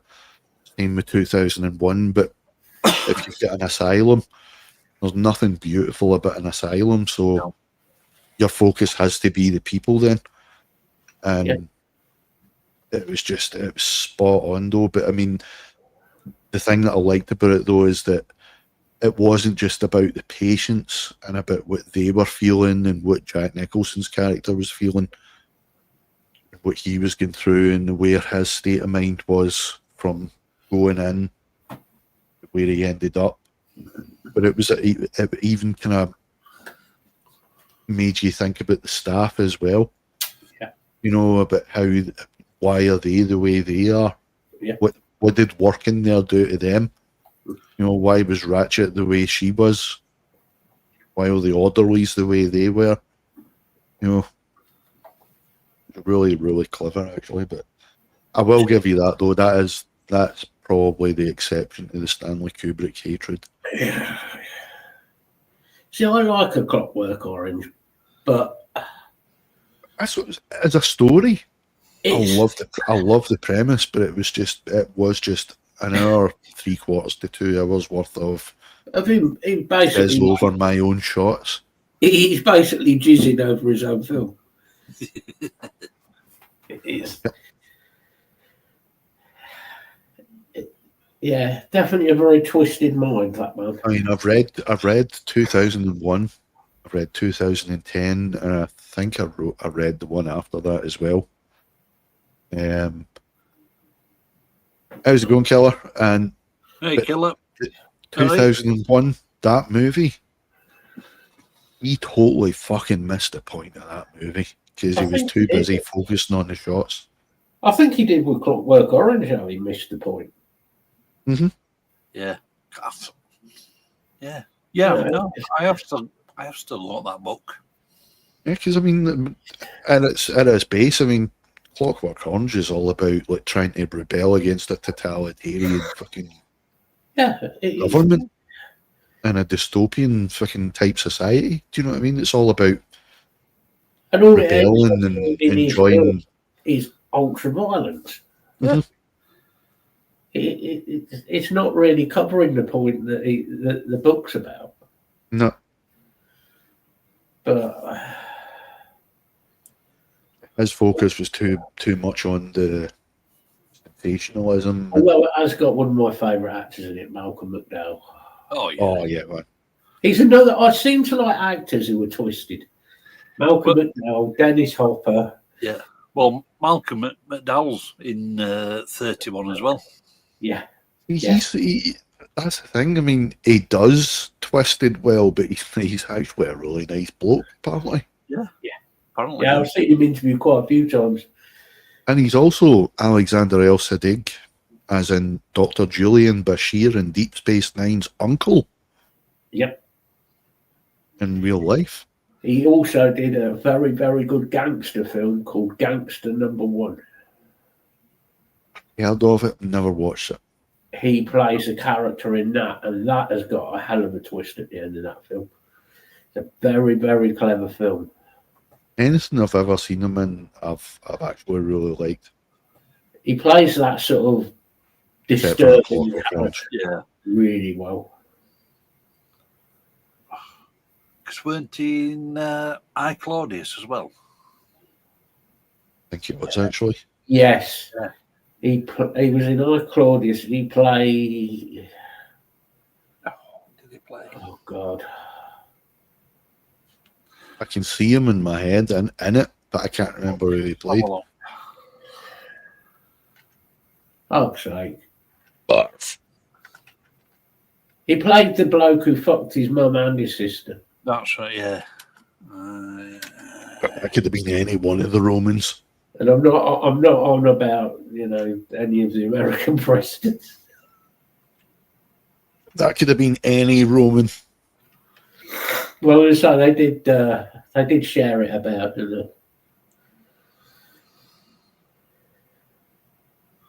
they? Sounds like a weekend in Norfolk.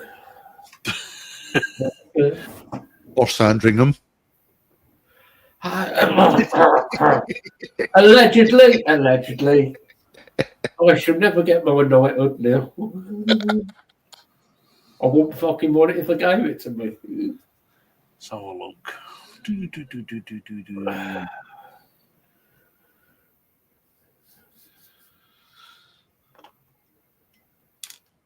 Have a look. Who did he play? Fuck off. Thursday and That Dudley. is Thursday in Barnes. No comment. Oh, fuck. Nobody needs any night fucking Burnley. Oh, Burnley. That is could be worse, could be Preston. Yeah, this is true. Fucking hell, Patricia Cumming were in I, Claudius as well. Or Skeg Vegas. Oh, God. Who was in what? Patricia Quinn. Pat That name. Patricia Quinn, she was in Rocky Horror Picture Show. Yeah. Irish actress. Pat I'm Quinn is- sure Australian. I'm sure Oh, she's Patricia, Australian. I'm sure Patricia Quinn, one of them is Irish, or she lives in Ireland. She might A live in lot Ireland. of Irish moved over there. Yeah. Well, yeah, She's not Australian. voluntarily. A whole lot of Irish were sent over there as well. Yeah. Magenta, that's it. That's a character in It Rocky was Horror. Magenta. I'm sure Yeah. she was. I'm sure she's Irish. I could be wrong. Could be completely wrong on this. It wouldn't be the first time. You know, I was in a big argument recently Not like with some of Nick's friends because they were claiming that the Rocky Horror Picture Show is an American movie. fuck. No. I said, you're It's absolutely a British wrong. film, but it was financed by Universal. Yep, financed by Hollywood, but it's a British movie because most of it, if not all of it, was filmed over here. Yep, Written by a British man who later went on to present The Crystal Maze. correct. Richard O'Brien. Great fucking genius that was unrecognised since the Rocky Horror Picture Show, Richard O'Brien. Who's a New Zealander? I don't believe that. Yeah, Patricia Quinn. She was born in Belfast. Really? Yeah. Richard O'Brien? I'm Fuck very. off, Matt. You're shattering my world here. Richard O'Brien is New Zealander because he sounds as English as could ever be. Yeah, I'm coming in for strike two. You're fucking right. No, British New Zealand actor. No, Richard O'Brien, born in Cheltenham. Born in Cheltenham, raised in New Zealand. Cheltenham, but he lived in. Yeah, lived in New Zealand. He's 80 fucking 3. Yeah. I love that man. I think he is amazing. He is, and he seems like just an absolute fucking dude. Dude and a half. Even although he's, clearly gay, but who gives a fuck? Yeah. He's still I still love quintessential gentleman. No, he's not actually gay. Holy shit. That man's as camp as a row of pink tents, but he is not gay. I think he's bisexual. There were only Tim Curry could play Frankenstein. I don't really care, to be honest. Each their own. Doesn't bother me. I mean, the guy's still a fucking legend, and I still love him. Fuck yeah. Oh, fuck yeah. That man was my childhood and teens, thanks to the Crystal Maze and Rocky Horror Picture Show. Yeah. Nobody else could replace him with the Crystal Maze. No. They tried it, and fucking Ed Tudor. No, just no. I love. Right, transvestite. Gotcha. I love Ed Tudor because he's such a. He was good. And I loved Richard Ayoade. I think he was good, but nobody can replace Richard O'Brien. No. Because he is the man that is responsible for me calling my mother Mumsy. Yep. I also Mumsy! Here's one for you, Richard O'Brien. We're going to be finishing in a minute anyway. Richard O'Brien was also a stuntman in Hollywood. Fuck off. Look that up. He was a stuntman. He did. I know he was in Flash Gordon. He did like horse riding stunts. Wow, I can believe that. Actually, yeah, I can believe that because I know he was a gentleman. I just think he's a brilliant bloke. I love him.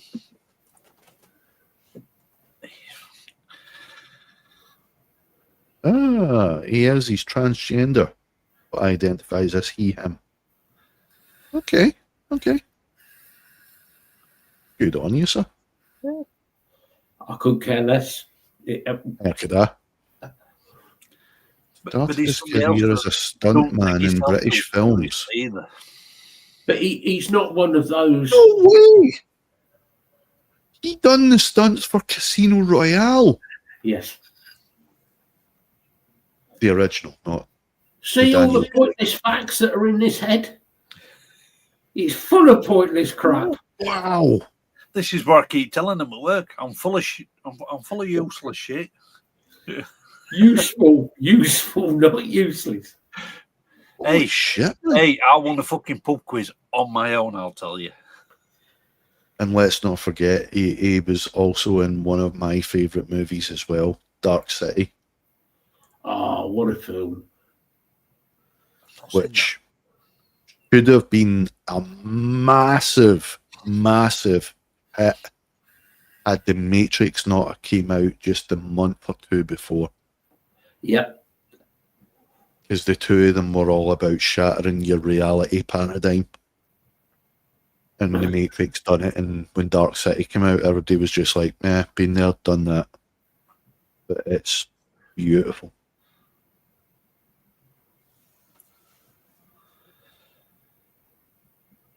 Right. I think we'll call it. Martin, We've been going 3.5 hours. I have been banned from music quizzes before. Oh, my dad has as well. It's when you sit there and go, yeah, no, that one, yeah, no, that one, yeah, no, that one, yeah, no. Has your dad been banned from parking cars yet? Not yet. No, he weren't parking a car. He just got fucking run into. Decided not to put his car in park. Wasn't his fault. The car hit it. The car took over. Batteries not included. No, getting run over by your own car, and it just happens to be a fucking 3-ton fucking Grand Cherokee. I still don't know how his legs aren't fucking powder. Yeah, because I mean, is he superhuman? He's fucking 77-year-old, and he fucking survived bowel cancer last year. So it's like, so we thought he'd have another go and see if he could run himself over instead. He must be fucking superhuman, man. Oh, fucking hell. That bruise that were on back of his thigh. Oh, fuck. Oh, I can imagine, but I mean, the fact that no bones were broken in that is a miracle, man. Broken. Well, he got a bruise on back of his thigh. No word of a lie, because we saw it. It went from the back of his knee all the way up to the crack of his arse cheek. Oh, I remember Lisa saying, yeah. And then he got tire marks on it across his calf. He's lucky his leg was straight, because if it, I mean, it should have broke his knee or his hip. Or he should have broke something with that fucking thing over him. Yeah. You know what I mean? But, no, out of interest, have you ever broken a bone, Lee? Maybe. Is that all? Yeah. If we're going to do broken bones, I'd be thinking about that gene heritage there. I was going to say, if we're going to go through broken bones, we couldn't be here for a while. If we're going to go through bones, we're not. Not one. And I should have. No, mine was definitely not just one. It was many bones. Yeah, but I can imagine doing impressions of fucking Superman. Yeah, I haven't broken any for a while, though. I should have broken many bones when I was a kid. I should have broken many bones when I was a kid because I was fucking fearless, and I would jump off of garages that were like 20 foot. I would jump off them. But yeah, I should have broke bones, and I never did. It was definitely sore for about 6 weeks. Oh, it would have been, man. Yeah, but no, it didn't fucking break one bone. I'm sure he probably looks back now, though, Lisa, and says, yeah, now I feel lucky. It's not, like you said, though, Lisa, he probably didn't at the time in the amount of pain that he was in. But not breaking bones, though.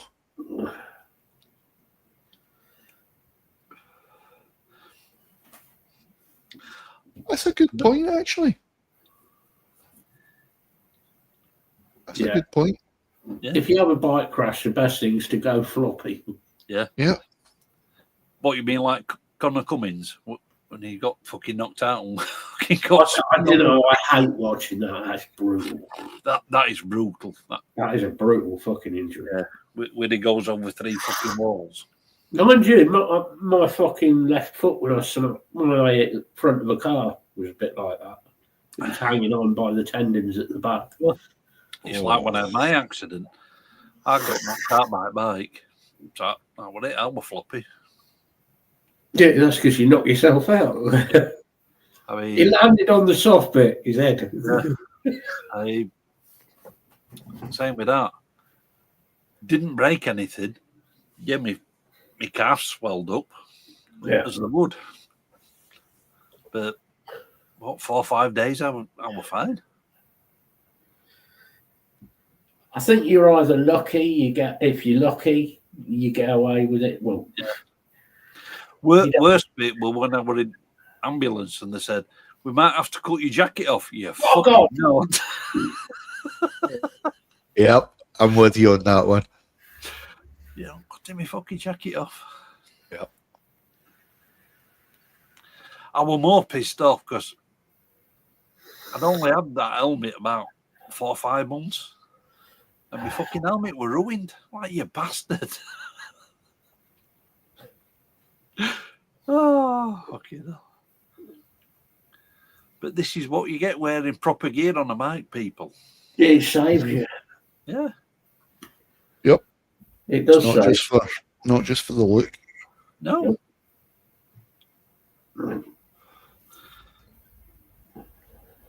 Anyway, I think we'll call it at that. We're on nearly 3 hours 40. Okay, no. That's gone quick. All bases tonight. Absolutely. Yeah. And even Ewoks.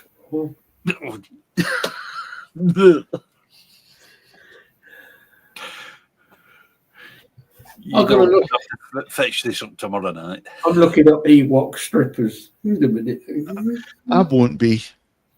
Oh, tell me about it, Martin. That's going to be for tomorrow. That's going to be show tomorrow. Ewok strippers. Ewok's life matters. Do it. Oh, go on, Matt, for fuck's sake, for weekend. Oh, all right, I'll go first. So, yeah, I shall be back and being annoying tomorrow. Don't worry. It has been a fun show tonight. I think we covered a few subjects. Some we probably shouldn't have covered. But it's been a fun one. So, yeah, off you go, G. Yep. That said, that has been a bloody good one. Yeah. And yeah, I have actually a new cover out since the last show. I have a new cover up on the channel. A little tribute to Sam Rivers of Limp Bizkit, bass player of Limp Bizkit. God rest him. One of the most underrated bass players in metal. You want to go and watch that, go and have a look. And yeah, more stuff coming. I am writing a metal album this time. Yes! It's in the works. I have the bare bones of 9 tracks. Probably a couple more. But just keep your eyes out. Stuff will be coming, and I'll see you on the next one. Yeah, it's definitely been a varied show. Stripper Ewoks. Shut up. I don't need that fucking vision. Yeah, I've got a few videos in the can that just need to be finished off. I've got three or four songs that are in the process of being done. Some definitely varied ones. One that's just about done. I just need to figure out the lyrics that Matt's written for it, and then me and G will work on that one. Waiting, I'm still eagerly waiting. Oh, this last few weeks, actually, I know, man. I know. But yeah, now I'm off for a few days. I'll get that looked at, get it worked out, and then we can. I wouldn't. It's got a bit of an industrial feel to it, so shall we say? You've piqued my interest. Do like a bit of industrial. Yeah, well, yeah. I've sent you the tracks, ready for you to do your bass on it. So I just need to get the lyrics worked out so we can blast them out between us. Yeah.